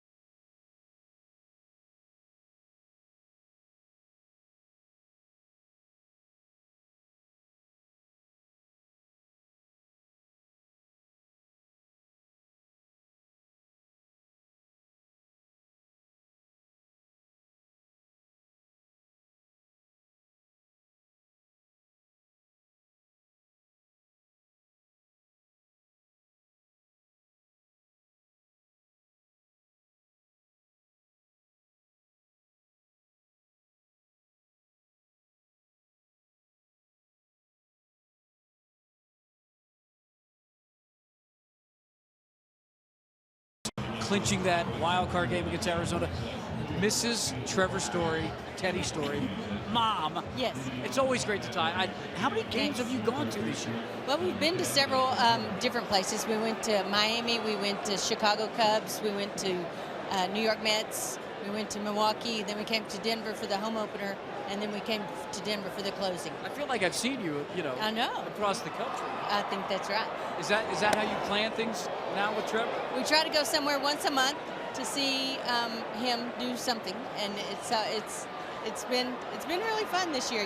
Even though his season was tremendously different than last year's, but I'm just really proud of how he's hung in and kept his head up and kept his head on straight. Have you had any mom to son talks about that, or you just got to leave that be? I let that alone. He's a grown-up man, and that's his job, and I'm not going to tell him how to do his job. I just ask him, are you okay? Do you need anything? What can I do for you? Do the mom stuff, but let baseball take care of itself. I'll tell the fans, too, Trevor is an awesome guy.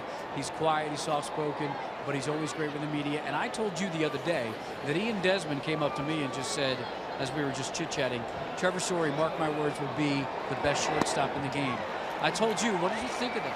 Well, I don't know about that, but I do know that he will be one of the hardest working ones, that's for sure. He will give it his very best effort every single time. I know it turned my head when I heard that from Ian Desmond. So what's the plans now with the postseason? You're getting down to Arizona, right? Yeah, absolutely. We booked our flight just now when we were standing in line to get into the game tonight. Really? We heard that they clinched. We didn't want to jinx anything. We're not going to book anything too soon. So have fun in Arizona. Enjoy the postseason. We love watching Trevor play. Thank you for being nice to him, and thank you for looking after him when his people aren't here. Thank you, Ted. Thanks. All right, guys. That's Mom, right? Yes. That's Mom. Not going to ask him about baseball. Not going to worry about baseball. And she's absolutely right. Nobody knows her son obviously better than she does. And she has the same humility about him that he has about himself. And whether or not one day he's the best in the game, who knows? But like the guy in center field, nobody's going to outwork him. Now, then got a little special moment in Miami when we were walking to the bus, and she was with Trevor, and she gave him a hug, and you could see that it was a little emotional, and I walked by, and she just said, no matter how big he is, it's still hard to say goodbye to him. And I was like, I understand. You can really appreciate that. I do. Base hit for Cody Bellinger with one out, and that'll bring up Austin Barnes. There's a number of defensive changes we'd be remiss if we did not pass along. Therefore, now we will pass it along. Mike Tauchman is in left. There's Lexion Marista. He's at second. We're bouncing around. Raimel Tapia is in center field. There's Tauchman. I'm going to wait for my man Mike Fox to show me. Whoever he shows me next, I'll identify. How about that? That's foul. What do you got next, Mike? A couple more spots to go. That would be Ian Desmond. Desmond moves from left to first, so Reynolds has come out. And there's Patty Barrels. I think we got it, right? Good job, Drew. Did nicely, didn't it? Now, next inning, there will probably be a couple more. I think Buddy's trying to get in bat for not only Cargo, Desmond, and Lucroy, and then probably have some more changes. Good curveball from Marquez. Barnes has grounded to second and to short. Mike Dunn is throwing in the Rockies pen. Marquez at 70 pitches.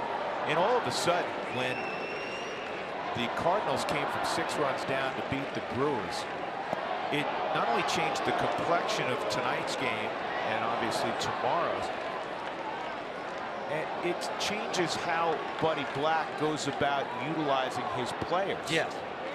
Some teams like the Dodgers, obviously, Arizona's done it now for about a week where they've clinched. So now you can rest guys periodically. The Rockies haven't had that luxury. So they've had to go hard for 160 games.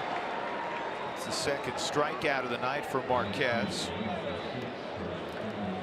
Right now in Cleveland, the Indians are losing to the White Sox 2-1 in the 8th. And the Dodgers, if that score stays the same, will guarantee themselves of having the best record in baseball, and thus if they were to reach the World Series, they would have home field advantage. In the air, right center field. And Tapia gets there. Nicely done by Ramel. Curtis Granderson gave it a ride. There was a base hit, the man left in the 6th. 3-3 as we go to the bottom of the 6th at Coors Field in front of another sellout.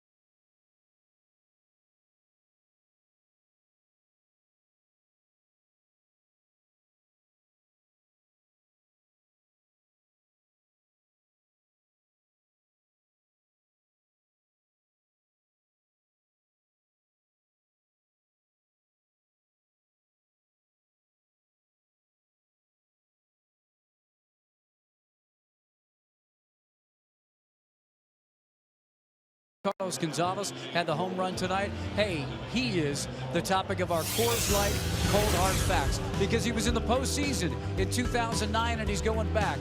You remember what he did? 10 for 17. Had a big double off Scott Air. Had a home run off of Joe Blanton. He hit .588 in that series loss to the Philadelphia Phillies. And here he is in his 1,200th game with the Rockies. That's second to Todd Helton.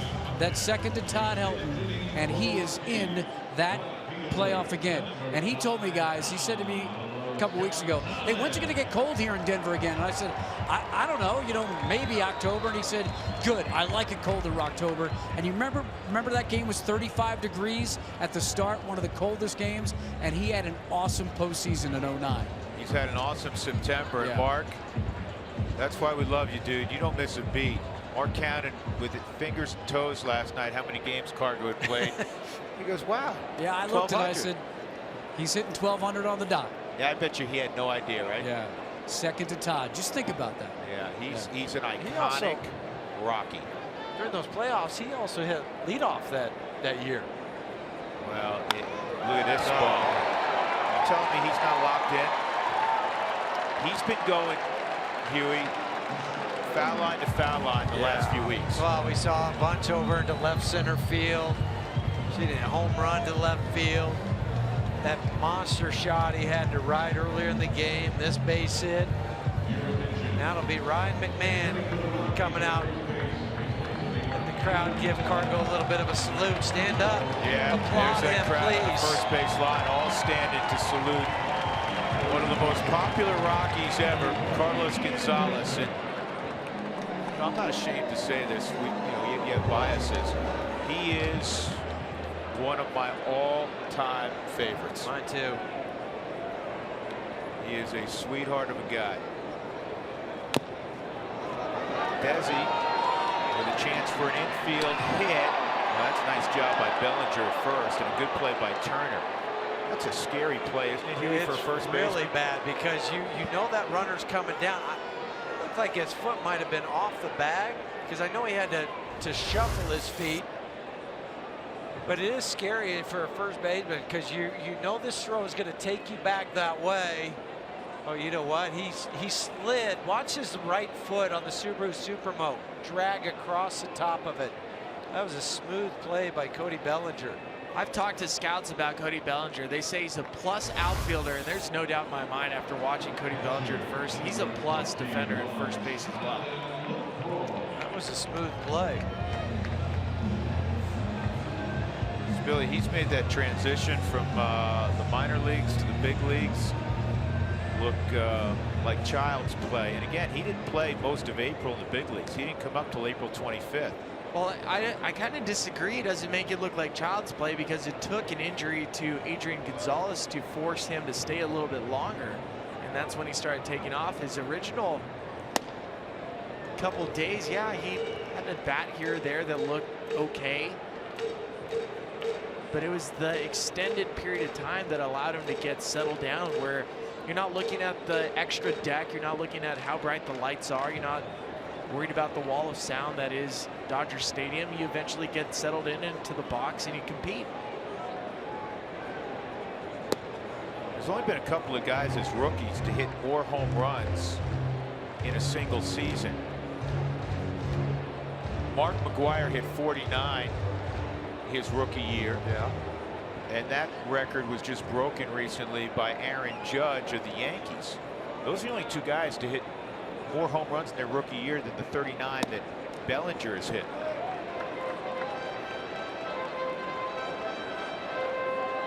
Lucroy doing his thing. Brandon Morrow falls behind 3-0 as you look at Bellinger.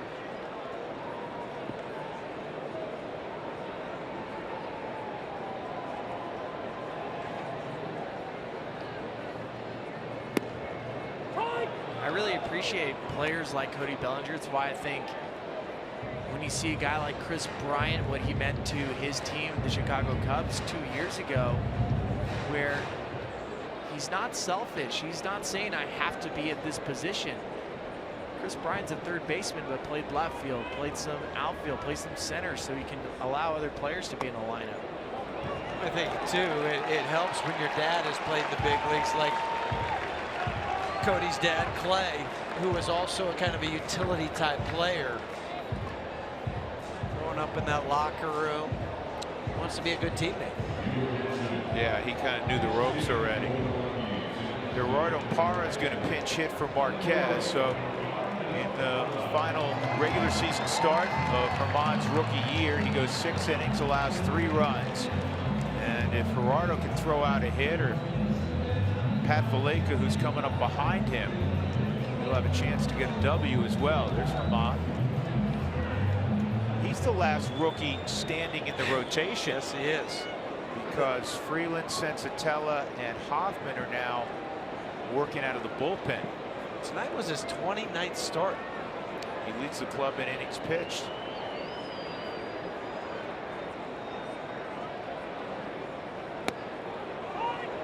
Gerardo takes a strike. You guys might get a kick out of this. Back in 2009, when the Rockies clinched, we clinched at home right before the team left for LA, and the biggest fear was the team knew we were going to win, and several of the players came out.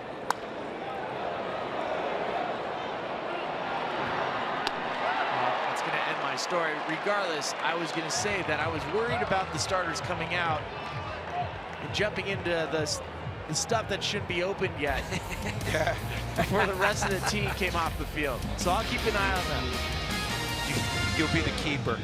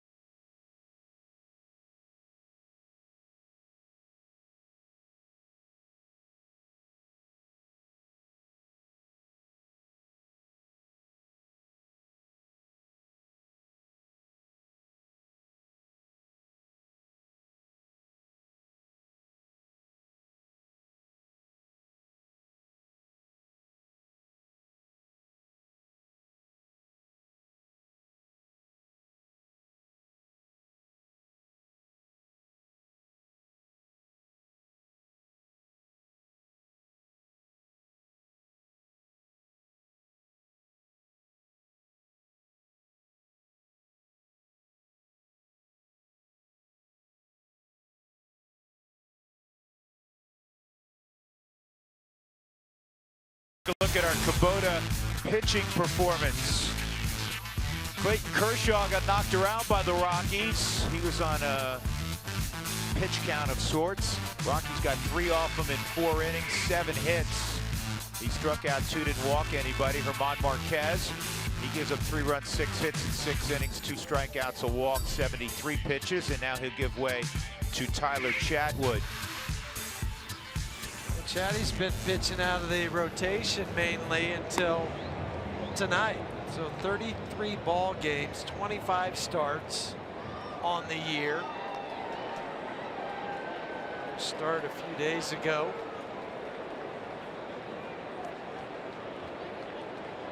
Now try to get some work in. Well, this is, you know, a situation also for Chatwood. You see Gerardo's in right for Cargo. McMahon has taken over for Desmond at first.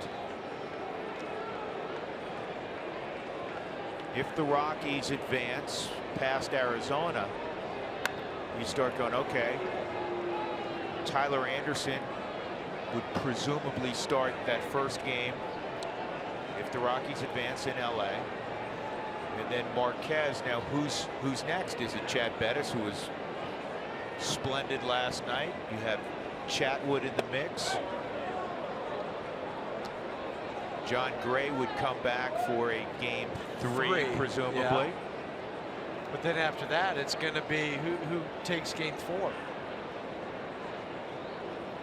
The other thing is Jeff Bridich and his folks and Buddy and his staff construct a 25-man roster. Beyond that, with the short series, Dave Roberts is going through this right now. Do you take the 6th guy instead of just Rockies all year have 4 on the bench? You probably take 5 in a shorter series minimum, and you could actually take 6.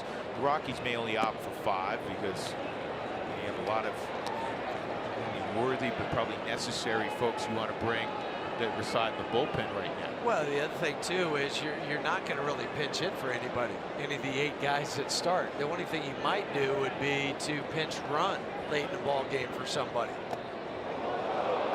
That hit Puig? Yep, it did. Puig has walked at a 2-run home run and now been hit by a pitch. Just get him up and in on the Subaru Supermo. Just grazed the elbow. One thing you've noticed about this game, I'm sure the Rockies are flipping a ton of guys out. Dave Roberts has not, other than Kershaw, and that you knew was going to occur. And the reason being is Dave Roberts really wants to win this game to ensure that if the Dodgers were to make the postseason, they had the best record in baseball.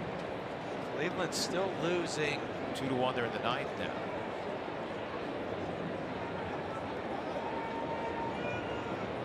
Utley at the plate, and he leaned into that, but he got hit. If this was high school or youth ball, they would give it to him. They wouldn't give it to him. Yeah, Chase gets hit a lot. That's good for him. That's part of what's made him. Small part of what's made him a great player, but watch here. Watch how he leans into it. Yeah, Subaru Supermo. He doesn't try to get out of the way. And just lets it graze him. But look how close he is to the plate. Look at that. He almost stepped on the corner of the plate. Chatwood has hit 2. I think that's what Buddy's asking too. It's like, watch where he steps, because that foot is out, technically out of the batter's box.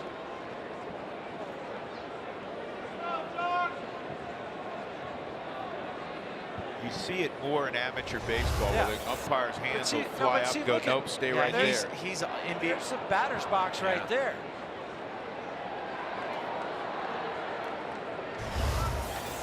Jock Peterson will pinch hit for Morrow.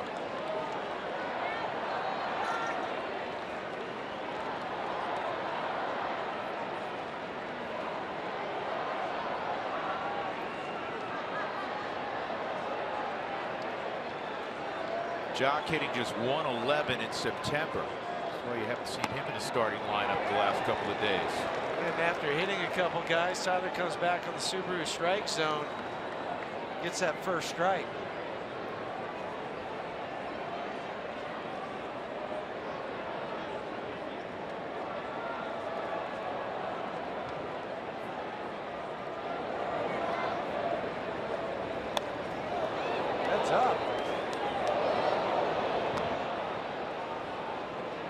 Rockies baseball is always live with the MLB.com and Bat mobile app. Stay connected all season long with radio broadcasts, video highlights, stats, news, and more.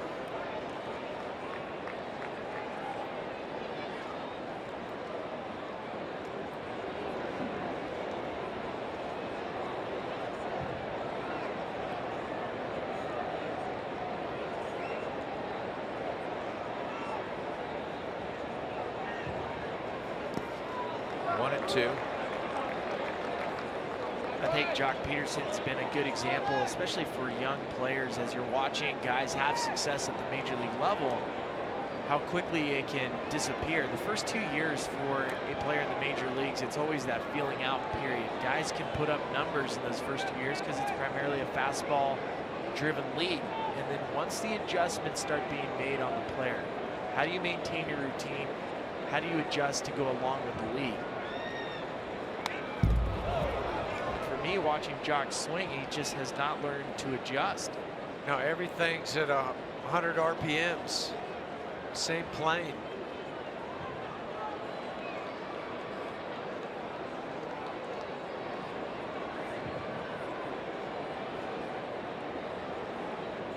Jake McGee up for the Rockies.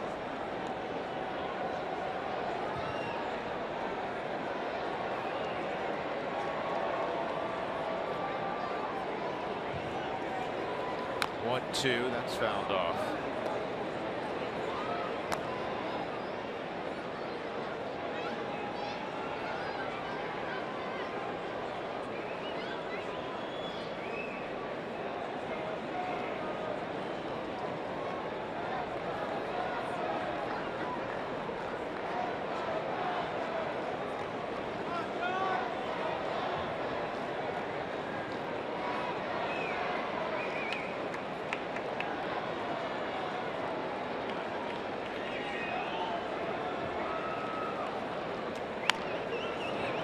Hit hard enough for two. Amarista couldn't get it out of his glove, so he had to do a full pirouette and get Peterson at first. Fielder's choice, second and third, one out. Chris Taylor will come up. You know what Lexi wanted to do? He wanted to get that lead runner. Probably wasn't going to get a double play on that ball. He had to come in and spin. Not hit hard enough, and then just didn't get the handle on it. Wisely takes the out. Again on the Subaru Supermo. See how when he went to grab it, he hit his glove first before grabbing the ball. That changed his mind.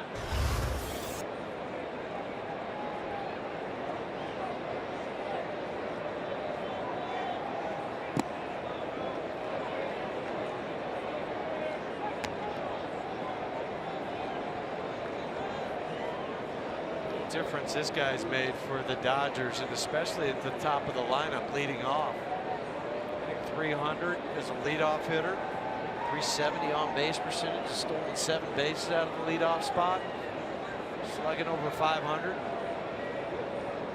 The Dodger fans were saying, who is this guy early in the year? In the air down the right field line. This one's going to drift out of play.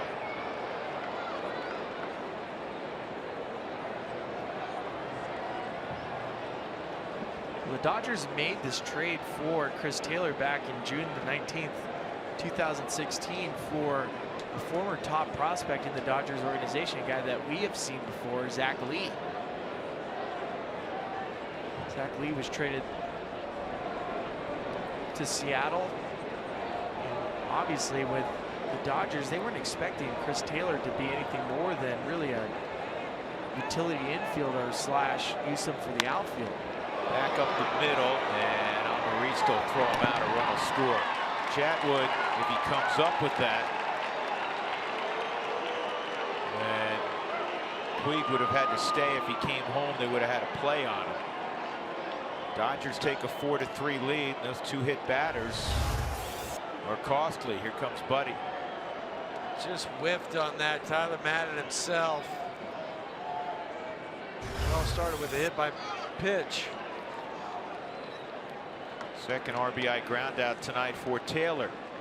Pitching change coming up. Dodgers up a run.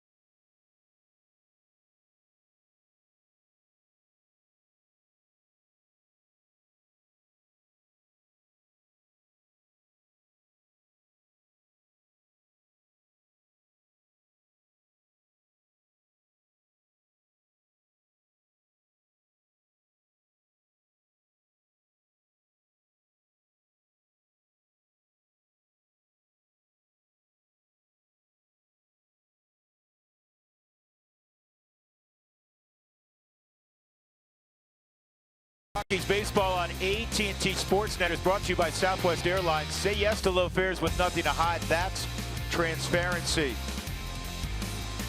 The clubhouse was jumping a couple hours ago after Milwaukee fell to St. Louis. Hugs all around. The Rockies knew they were headed back to the postseason for the first time since 2009. Now they've gone out, played a very interesting and entertaining game against the Dodgers, especially early on. You thought, well, the Rockies will go through the motions, get ready for a post-game celebration. They came out and got after Clayton Kershaw. They had two runners on in the first on base hits by Blackman and LeMay, who didn't score there, but then Cargo hit a leadoff home run in the second. Desmond had a hit. Lucroy a long double to drive in a run. Then Charlie drove in a third run with a base hit. Since that time, the Dodgers got even on a Puig two-run home run, ultimately against German Marquez. Now they've taken a lead here against Chatwood in the seventh. McGee facing Seager, who's 0 for 3. With a runner at third, and he'll get Seager. In the inning, a run on 2 hit batters and a ground out. There was not a hit for the Dodgers in the inning. 4-3 LA.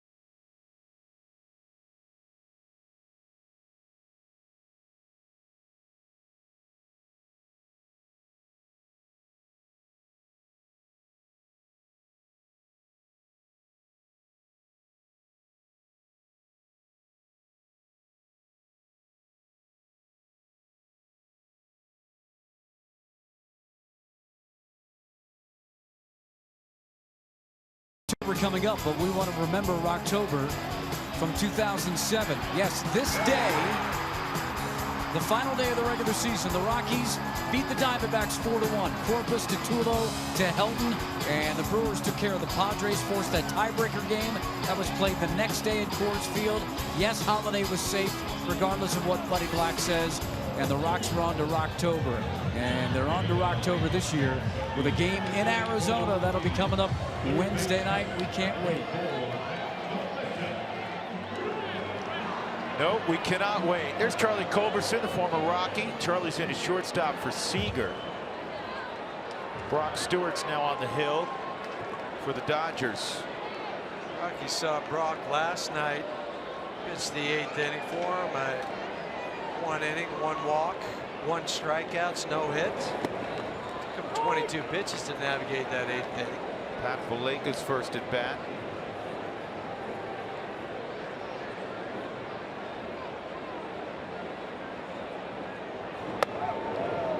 So Charlie Blackman finished the game 2 for 3. His average is, I think, right at 330. He was at 331 before that last at bat. Exactly right. 330 on the button. Bottom of the Subaru strike zone with the 3rd pitch. There'll be a lot of conversations, I would think, tonight, or maybe tomorrow morning, between Buddy and some of his everyday guys, and maybe inquiring Do you want a couple at bats today? What do you think, Huey? Billy, how will that take place? Depends on how hard the Rockies celebrate tonight. Right. That's why I said. That's why I said tomorrow morning. The question will be asked. There's a base hit for Valleca.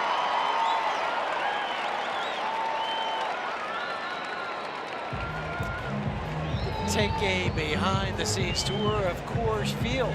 Group and individual tickets are available year-round. Call 303-ROCKIES. And also decide now, for the Rockies, what do? Do they work out here on Monday and then head down afterward? I mean, all these things are now have to be part of the discussion. You fly down Monday night, have a workout Tuesday in Arizona, because it's I would say earlier game on Wednesday, but it's a 5 o'clock local Arizona start time. Tony Cingrani's coming in. We're going away, but just for a minute or two.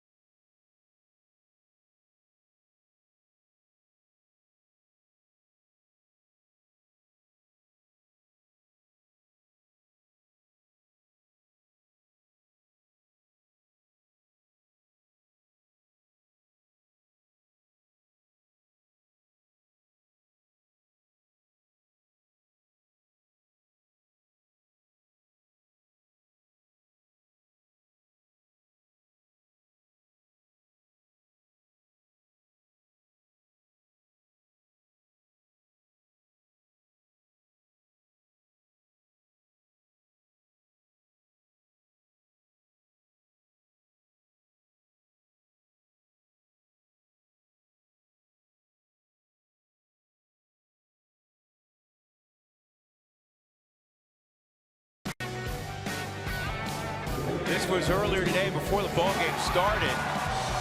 Juan Nicasio got the final out, and the fans in attendance cheered as the Cardinals came from a 6-0 deficit to beat the Brewers 7-6 and ensure that the Rockies would be playing Wednesday in Arizona. And then when the players came out, they heard it from the crowd. They'll hear it again after the ball game, win or lose.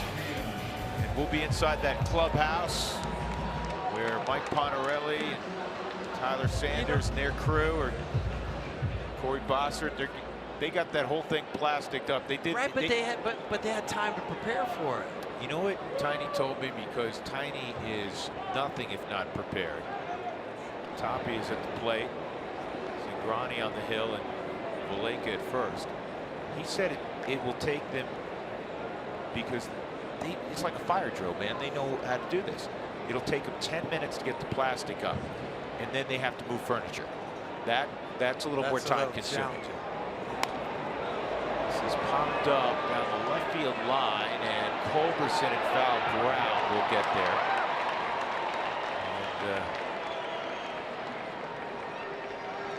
And now a veteran. Call Charlie a veteran from Georgia. Has to catch one out. That'll bring up Alexi Amarista.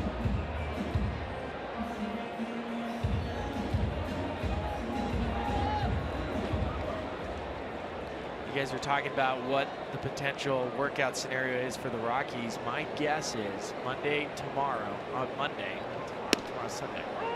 But on Monday, there'll probably be an afternoon workout followed by a flight. So you try to get into Arizona at a decent hour, probably around 8 o'clock at night. Let the guys have a nice dinner. Spend time with the family Monday, pack, relax. Tuesday, there'll probably be a mid-afternoon workout. And then Wednesday, game on.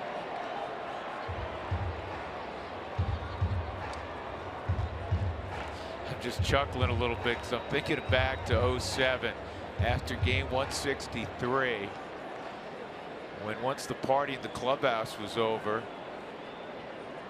we got on a plane, and Spilly, you remember this well, we all landed in rush hour traffic in Philadelphia. Helicopters flying overhead as the Rockies buses were making their way to their hotel. I'll never forget that. That was great because we stayed, the team stayed there. When you have a chartered flight, the flight leaves when you're ready to go. And so that 2007 team, after the play-in game, we made sure we opened every single beverage that was available to us. And then some. Yeah, we cracked into the concourse level and started bringing some of those carts down into the clubhouse. Be honest, come clean now. Were you awake for the bus ride to the hotel? Of course, come on, man. I'm an early riser. Not a baby. Well, or maybe I didn't go to sleep. Yeah, late.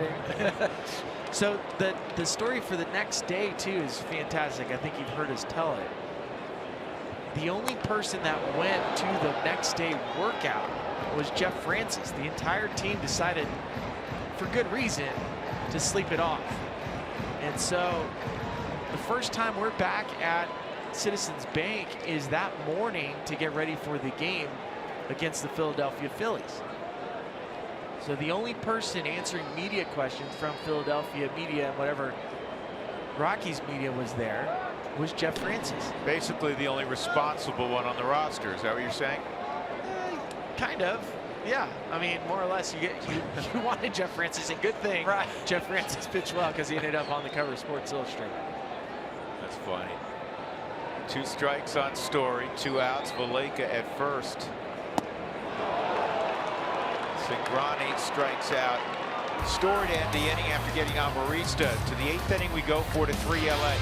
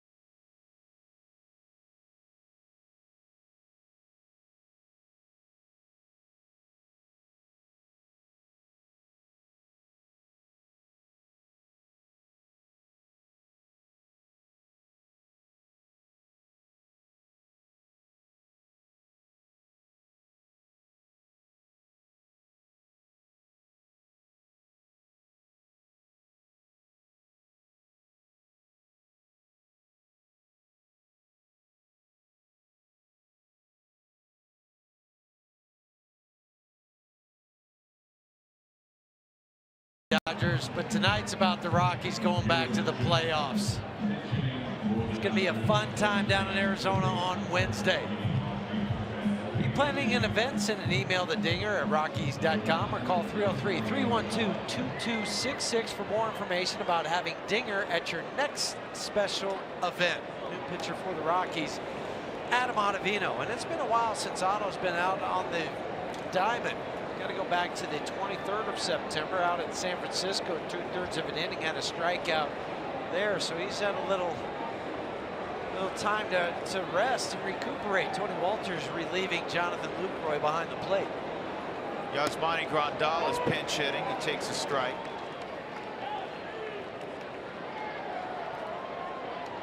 Grandal, Bellinger, and Barnes. 4-3 LA in the top of the 8th.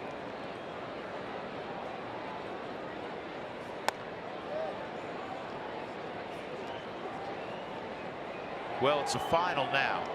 The White Sox have defeated the Indians, so the Dodgers, if they were to get to the World Series, have ensured themselves of home field advantage. Can I say again how glad I am that they took away that All-Star game? Whoever won it got home field advantage and put it back in the hands of the team that won the most games. I'm glad you said that.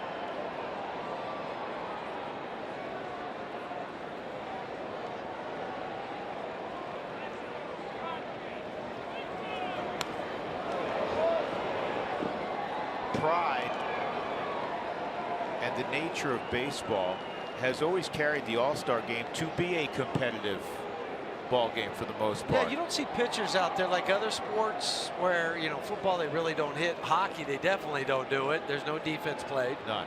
But there's defense played in this game. Pitchers are still trying to strike hitters out, throwing 95, 100 miles an hour. They don't just lob softballs in there. No. I swear I can score 15 points in an NBA All-Star game. Of course they can, because they move out of the lane. They just let you go.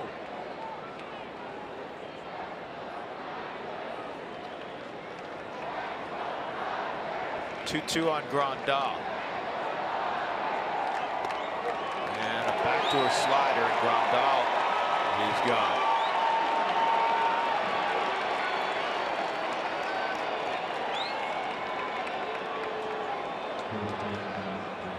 So I got another great story I can share with you based on game 163. Just talking about post-game celebration since we're about to enjoy one. Prior to that game, 163, Tulo thought it would be great, regardless of the outcome, to have a nice dinner after.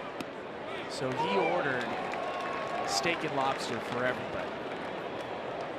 At the end of 163, obviously a lot of celebration. Tulo goes into the food room along with several other people, and all the steak and lobster is gone. What? Well, it's because it took him too long to celebrate. Well, who ate it? Yeah, that was Exactly. Who ate all the steak and lobster? So I will always have this picture in my mind of a soaked Tulo and several of the other guys looking for lobster because Gone? Got everything gone? the whole thing gone, the whole plate cleaned out. And so guys are rummaging through the container with all the butter, which essentially lobster is just fancy way of eating butter.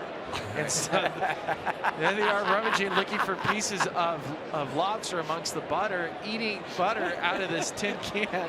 Butter's never tasted so good. Oh, it was awesome. That's healthy. 1-2 on Bellinger. That's the first time I've heard that story. Who ate the steaks in 07? Somebody must have had like 15 lobster tails that day. They ate like a king. I think Tiny knows. Probably a spread killer. That's what you call some of the bullpen guys.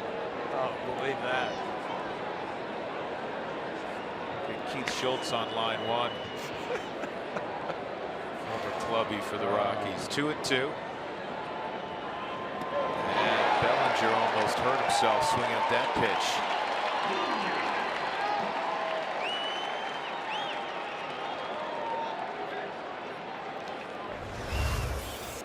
Well, this is a classic Adam Ottavino slider on the Subaru Supermo that you get Bellinger to swing through. He tried to do everything. Drop the back knee, open up.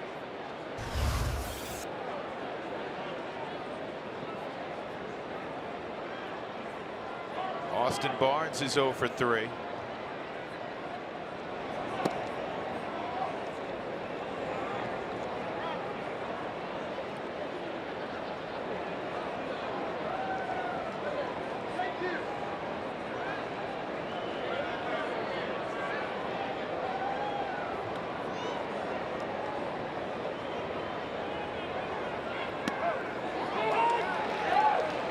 Ball and a strike. I just got a text. I'm reading the same one you are. Go ahead. So one of the culprits is a guy on the coaching staff currently right now. And The text message comes from somebody that was within the Rockies organization, a good friend of ours. He was here for the reunion, Jamie Quirk. I think Jamie's guilty too if he's I trying do to too. throw somebody else under the bus. Anytime he pointed out, and he pointed out, G. Hill ate all the lobster. Quirk, the lobster blower. Right. G. Hill right now and Vinny talking about, man, those lobsters, no 7 were great. Remember that? Hey, you think we're going to get steak and lobster again tonight? Who are we going to sucker into ordering them?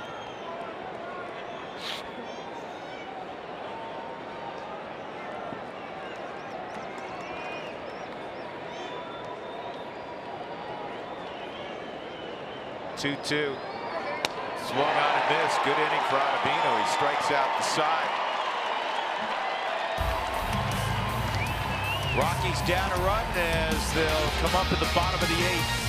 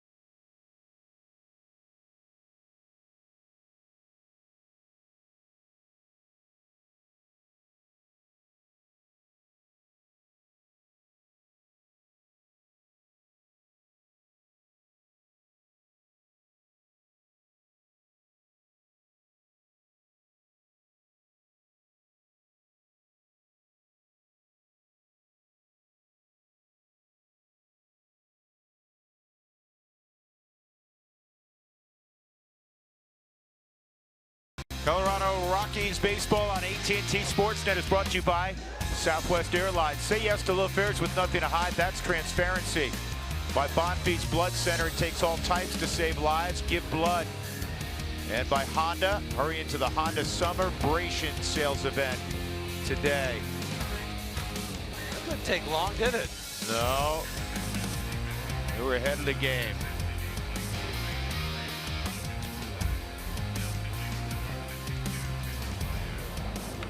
Cap soon. Cargo, all he's got left is get the dance with his teammates. Celebrate. The Rockies return to the postseason. Mike Topman's going to lead it off. Pedro Baez is now on the hill for LA. Logan Forsythe is in at third. Baez an inning and 2/3 last night, 25 pitches. Gave up a hit, a couple strikeouts. But again, the Dodgers are trying to evaluate their postseason roster. Logan Forsythe taking over for Justin Turner at third base. Forsythe will hit ninth, keeping score at home. It's going to be tough tonight because there's been a lot of, this is like a spring training game when you're trying to figure out who's hitting where. The only saving grace is there's no 93s running around out there. Or two number 93s. Or two 93s, neither of which were on the travel roster. And then you go to the PR department and say, who's 93? So we're not sure. Yes. Look at that. That's great. That is great. Yeah. Put myself in there. Yeah, put a helmet on. Let's go. 1-1 on Mike Tauchman. Ryan McMahon will hit after Tauchman.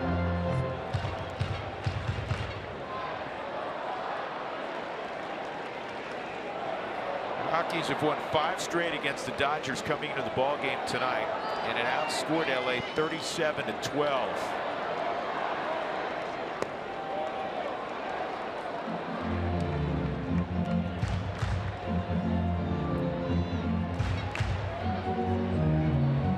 Greg Holland's going to get an inning of work tonight.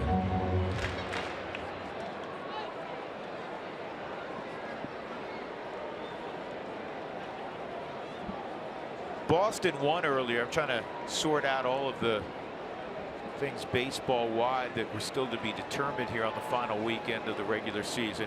So Boston captures the American League East. The Yankees will be the wild card, the top wild card.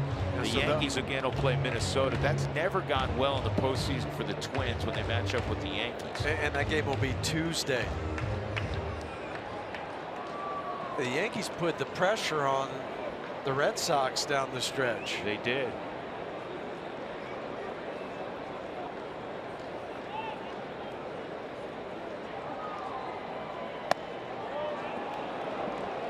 We know one divisional matchup in the National League will be Washington and Chicago. That ought to be one heck of a series. The winner of that Wednesday wild card between the Rockies and Arizona taking on the Dodgers. Keeping it in the West. That will be a heck of a series. 3-2 on Topman. I want you guys to think about how cool, to come up with a better word, I don't have one, but how great 2017 has been for baseball. Setting records with home runs, setting records in strikeouts. You have 3 teams that have won over 100 games. It's only happened 6 times in history.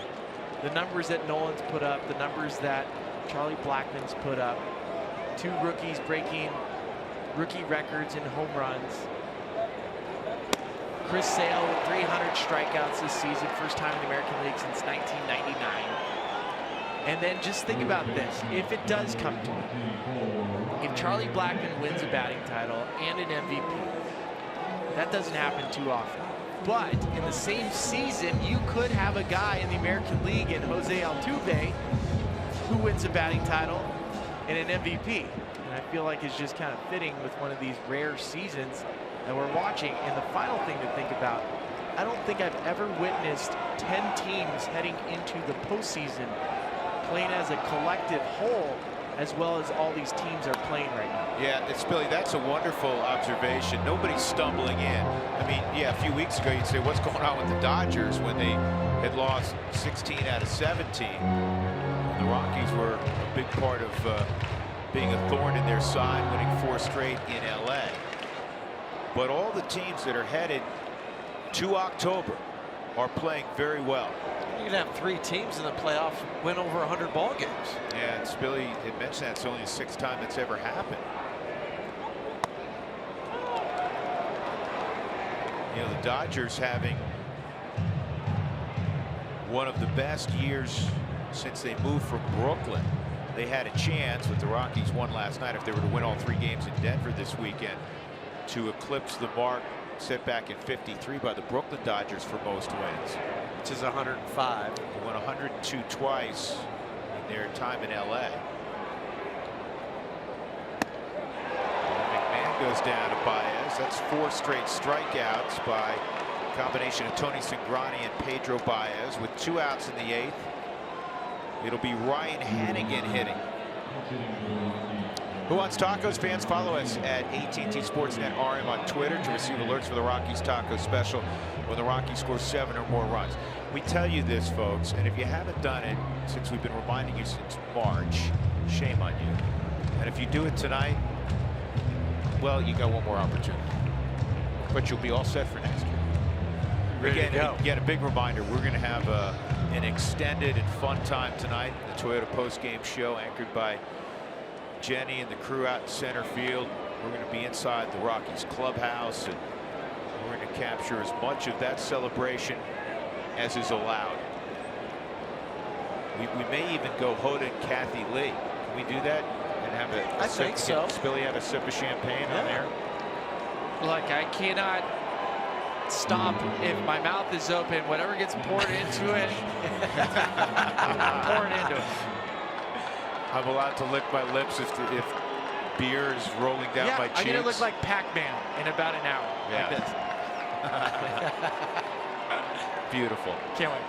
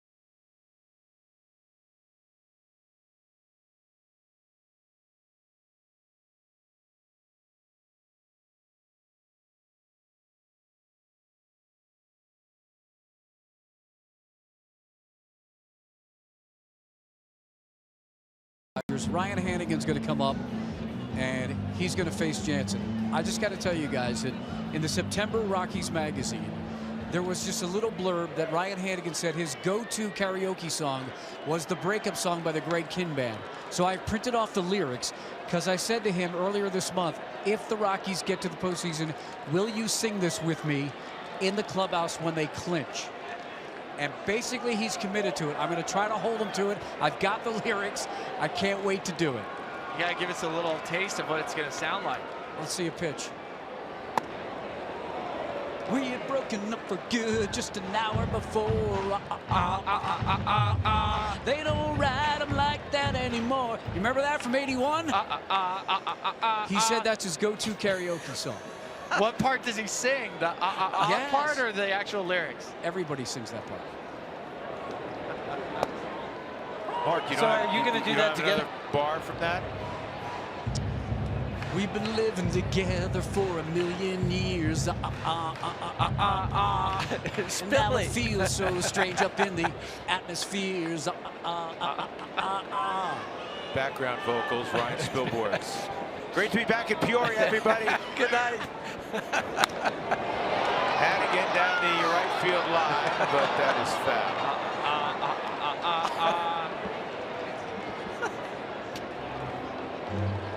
They don't write them like that anymore. They don't sing them like that anymore. We didn't have to pay for that, did we? To get the rights for that song? I think one more lyric. It's going to be costly. Yeah.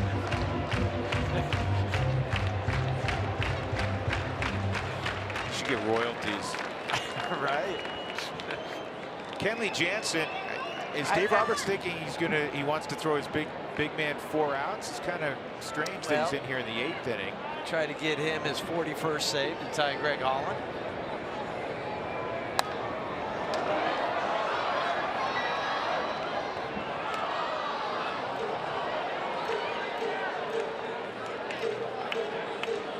But Ryan Hannigan, let's not forget, he's been a big part of that clubhouse. And he was catching at least half the time with Tony Walters most of this year, and then he hurt, his groin. Obviously, Jonathan Lucroy came aboard. Jonathan's been doing 90% of the catching, but Hannigan is well thought of inside that clubhouse. He strikes out against Jansen. That's 5 straight strikeouts by the Dodgers staff. We'll go to the 9th inning. Dodgers up 4-3 on a night where the Rockies are returning to the postseason.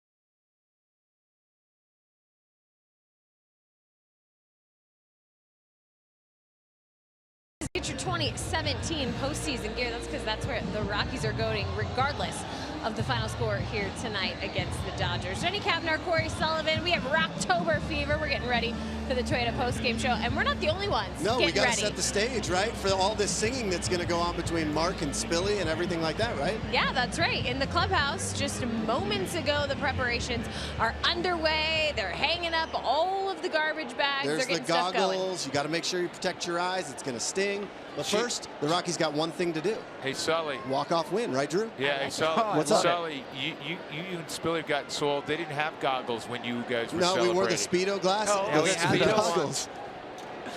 They've upgraded. You can go to Vail later on, too, and get in a couple of turns.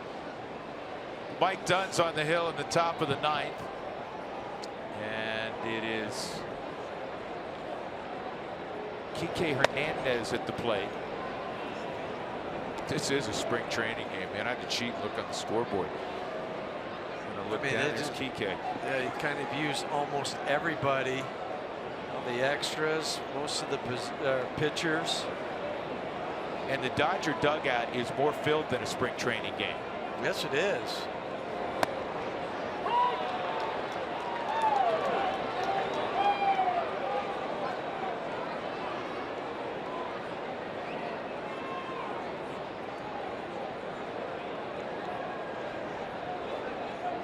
Ball and a strike.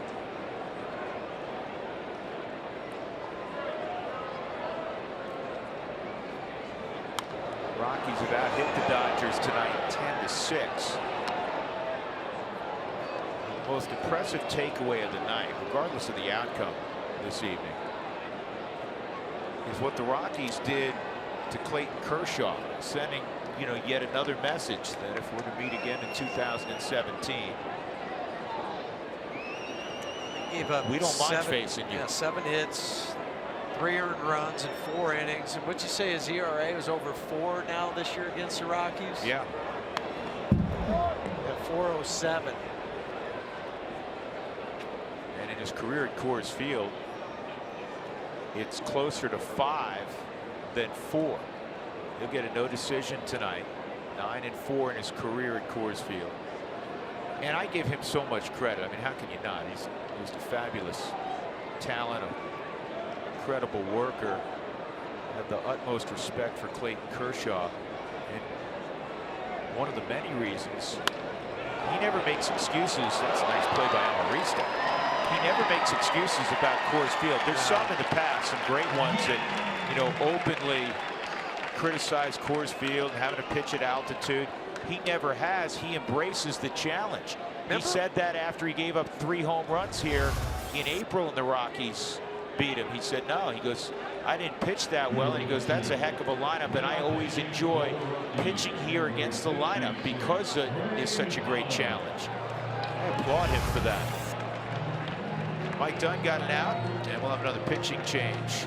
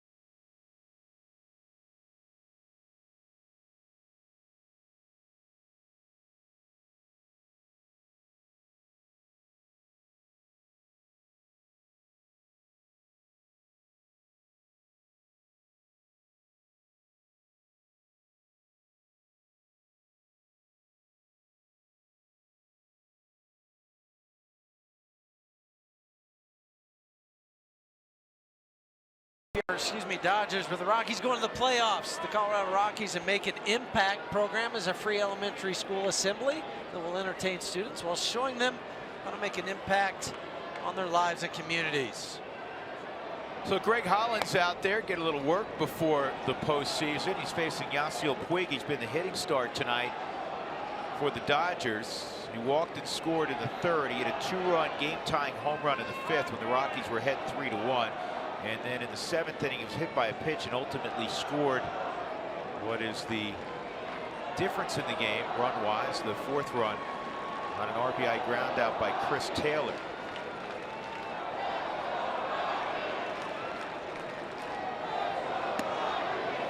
(2-0). Greg getting a little work in. Last time was at San Diego. Dodgers changed course again because Brandon McCarthy was a little under the weather today. He was going to start on what would be a bullpen day tomorrow for the Dodgers. And so now we're hearing Ross Stripling may start, throw a couple innings, and see where that goes. Puig a base hit. And that'll bring up Utley. Tyler Anderson is going for the Rockies tomorrow, and I would think, I don't think Tyler's going to throw 105 pitches, but Tyler will be out there for 75 or so, wouldn't you think? I think so, maybe even closer to 90. Because, like you said, if he starts, you're thinking next Friday in LA. I mean, just kind of looking the way the rotation shakes out. So he's got enough time. You don't want him to just, and he's already missed a bunch of time this year already. Yeah, I would think it would be in that 75 to 80-ish range, because it will be normal if the Rockies advance. It would be a normal fifth day for Anderson if that's the direction that the Rockies go. And Anderson has pitched exceptionally well. This ball's lined toward right center, and Puig is going to be given a green light, and Puig will score. Double by Utley makes it 6-4.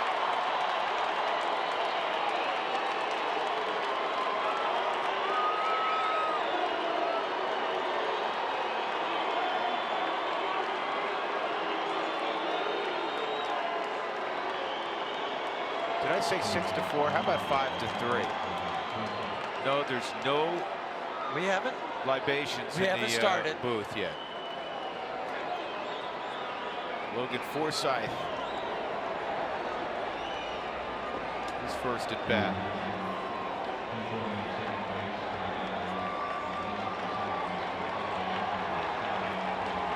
Tim Castro, the Dodgers are taking a look at this weekend to see if they're going to add him to their postseason roster as a pinch runner, basically. And that's why he's pinch running tonight. He pinch ran last night.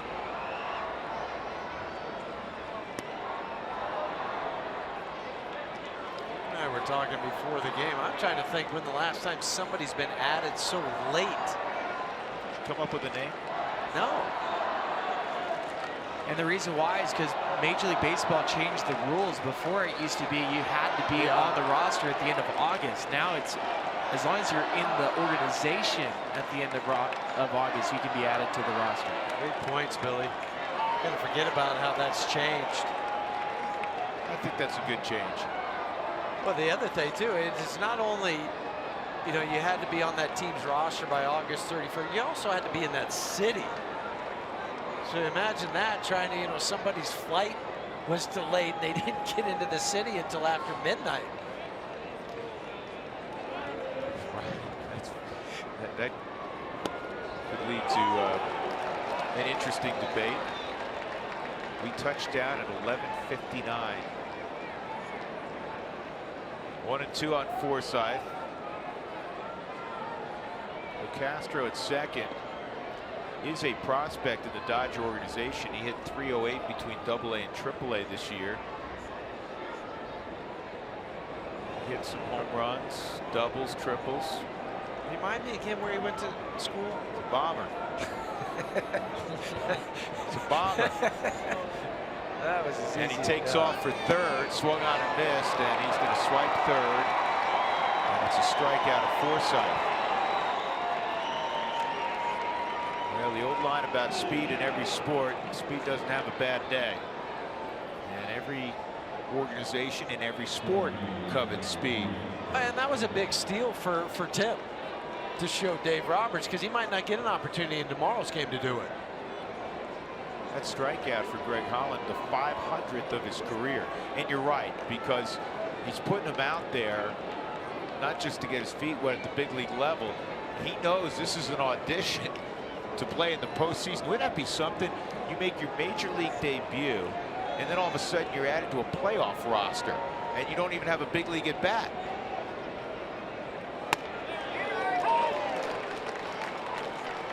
Chris Taylor takes a strike.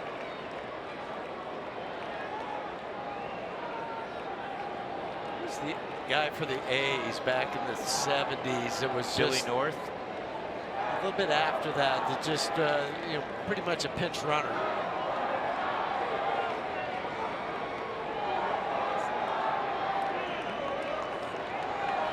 UL Washington.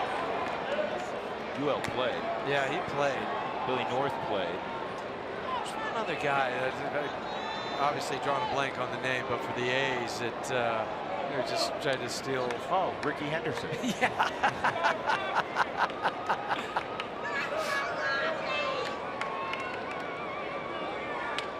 1-1 on Taylor. And this is elevated in short center field. Amarista makes the catch in the inning. A single by Puig and a double by Chase Utley. And it's a 5-3 Dodger lead. It's on ice.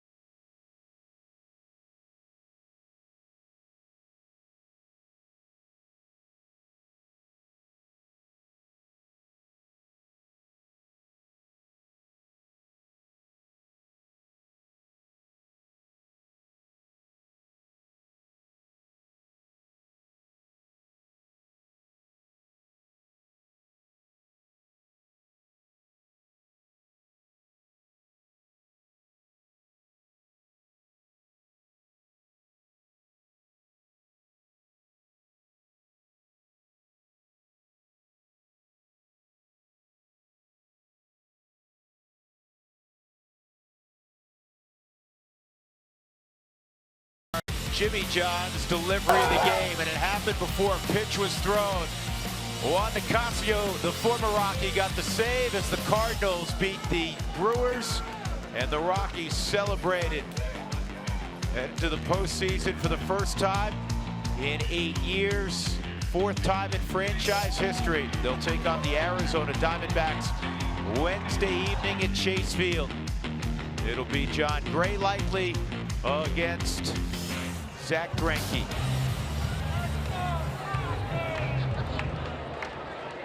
Dodgers up 5-3. They have secured home field advantage if they were to make the World Series, because the White Sox earlier beat the Indians tonight 2-1. Tony Walters and Kenley Jansen will be out there to try to get 4 outs. Strike one on Tony.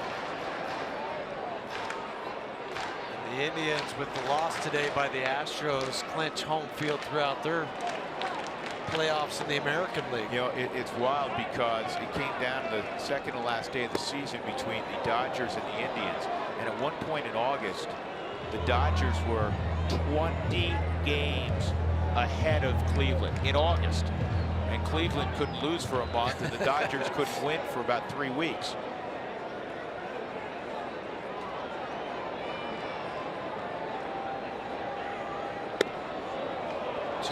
So I know you got a text. I got a couple texts from some friends, and Herb Washington was the guy I was trying to think of as the pinch runner. Yeah, somebody hit us up on Twitter a couple of years ago at the Royals. Terrence Gore's, basic responsibility was to pinch run in a given situation. 2-1, and a base hit for Tony.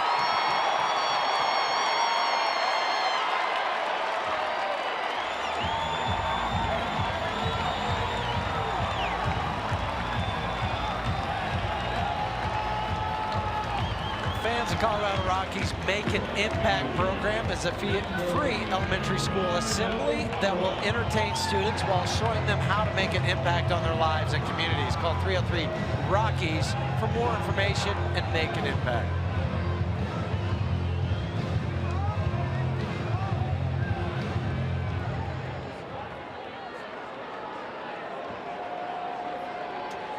Jamie Quirk's been a wealth of information tonight. Not only ratting out Gino for eating the lobsters in 07, he just texted us and reminded us that Raul Mondesi Jr. made his major league debut in the World Series. That's right. For the Royals. How about that? Second AB for Gerardo Parra.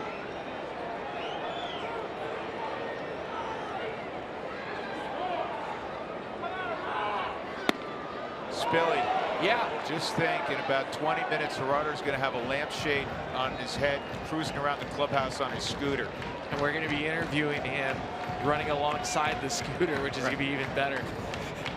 Looking forward to it. I'd like to see this thing get capped off in a dramatic fashion against Kenley Jansen. Wouldn't that be an exclamation point to this 2017 season? I got the perfect scenario. Parra reaches, Patty Barrels hits a 3-run walk-off, and everybody gets to say goodnight, and the party begins. Did you put extra Scotch Guard on that suit today? No, I don't need to. It's already it's made with it. And you know what? Mark Stout is wearing the same one, just different color, and so he's capable of shielding whatever we have to shield. And in full disclosure, too, today around 3 o'clock, both of you guys, you were pouring water on his suit. Yeah, we're testing it. You were pouring water on your suit just to make sure.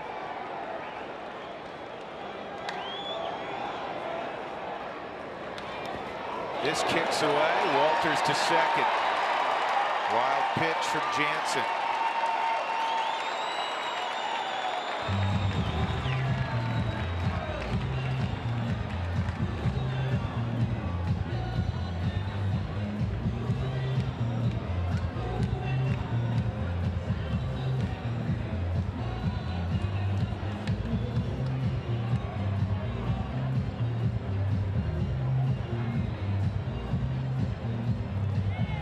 Tony will probably be behind the plate tomorrow.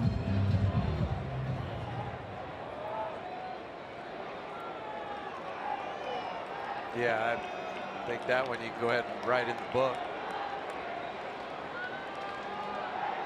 The only name I'm comfortable putting in right now is Tyler Anderson. Outside of that. Besides that? Yeah, I'm not sure. No. You and I both kind of write our books and pen. We might have to do pencil tomorrow. May have to. Take out that fancy fix-it tape you have. The whiteout? Yeah. Yeah, the tape. You bought me that as a preseason present, which I love you for, and I broke it on April 3rd. second or third day. 3-2 on Parra.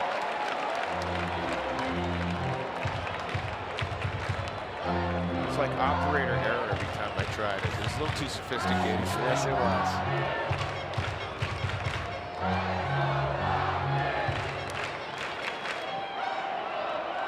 You know what's neat? This crowd of 48,103, for the most part, has stuck around. And they know that the outcome of the game is not real important anymore.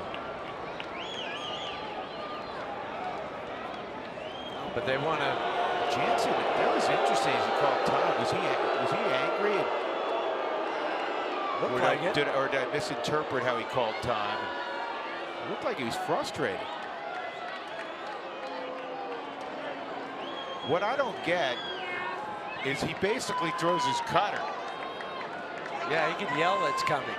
Cutter. I mean, did Mariano Rivera have signs when No. when he was in his heyday with Jorge Posada? Well, unless all he does is throw his cutter. He backed way off and threw a slider. Parra's gone, 1 out, and here comes Valleca. Valleca had a base hit in the 7th inning.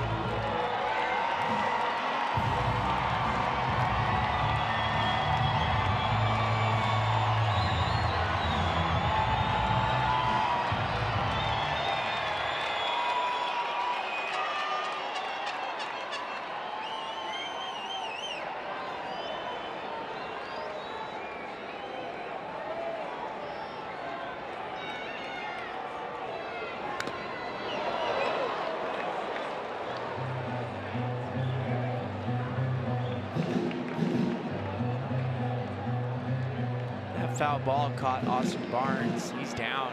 Dave Roberts quickly running out. Kenley Jansen coming to slow things down. Check out on his catcher. It's the first time I think I've ever seen the manager beat the trainer to an injured player. And I think Austin, you can see, he goes up fine. You don't, you know, when you're hurt, you don't even want anybody talking to you.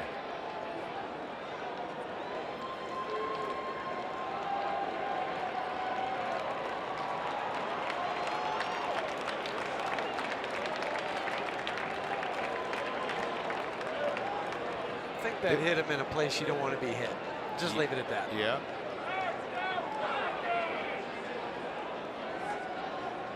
Austin Barnes isn't huge, but that does give you an idea how big a person Kenley Jansen is. Can you imagine, though, as you're talking about running into catchers? Remember when he used to catch? Yeah. Kenley Jansen? You'd be like, you know what? You tag me out, I'm good. Be the old run to second and call timeout. Did that? That was a Frazier story. Remember George saying running second, called timeout. Oh, Georgie. I don't know if it happened, but you know, Georgie, I hope you're listening. It was a beautiful story. That's why we want to repeat it.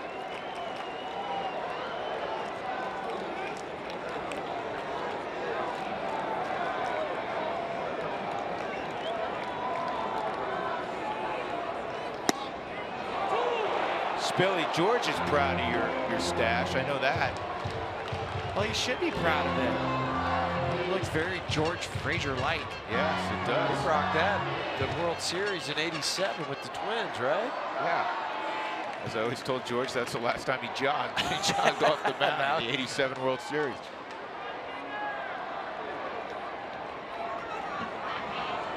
Two strikes on Valleca. And this is on the ground to short. Culberson. 2 outs.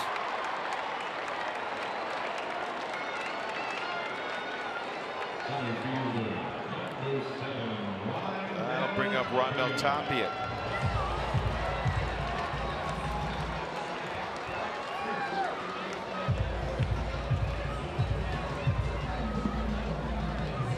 Tapia fouled out on the third base line in the 7th inning.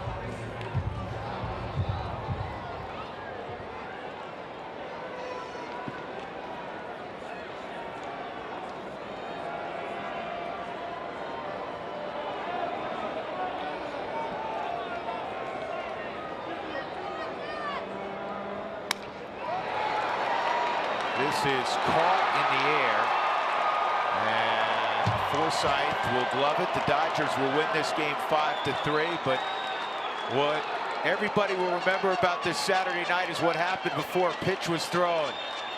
The Brewers lost to the Cardinals, and the Rockies, by virtue, heading back to the postseason. There's going to be quite a celebration, I'm sure, inside the clubhouse. We're going to capture all of it for you on the Toyota Postgame Show. The final score, 5-3. The Dodgers win.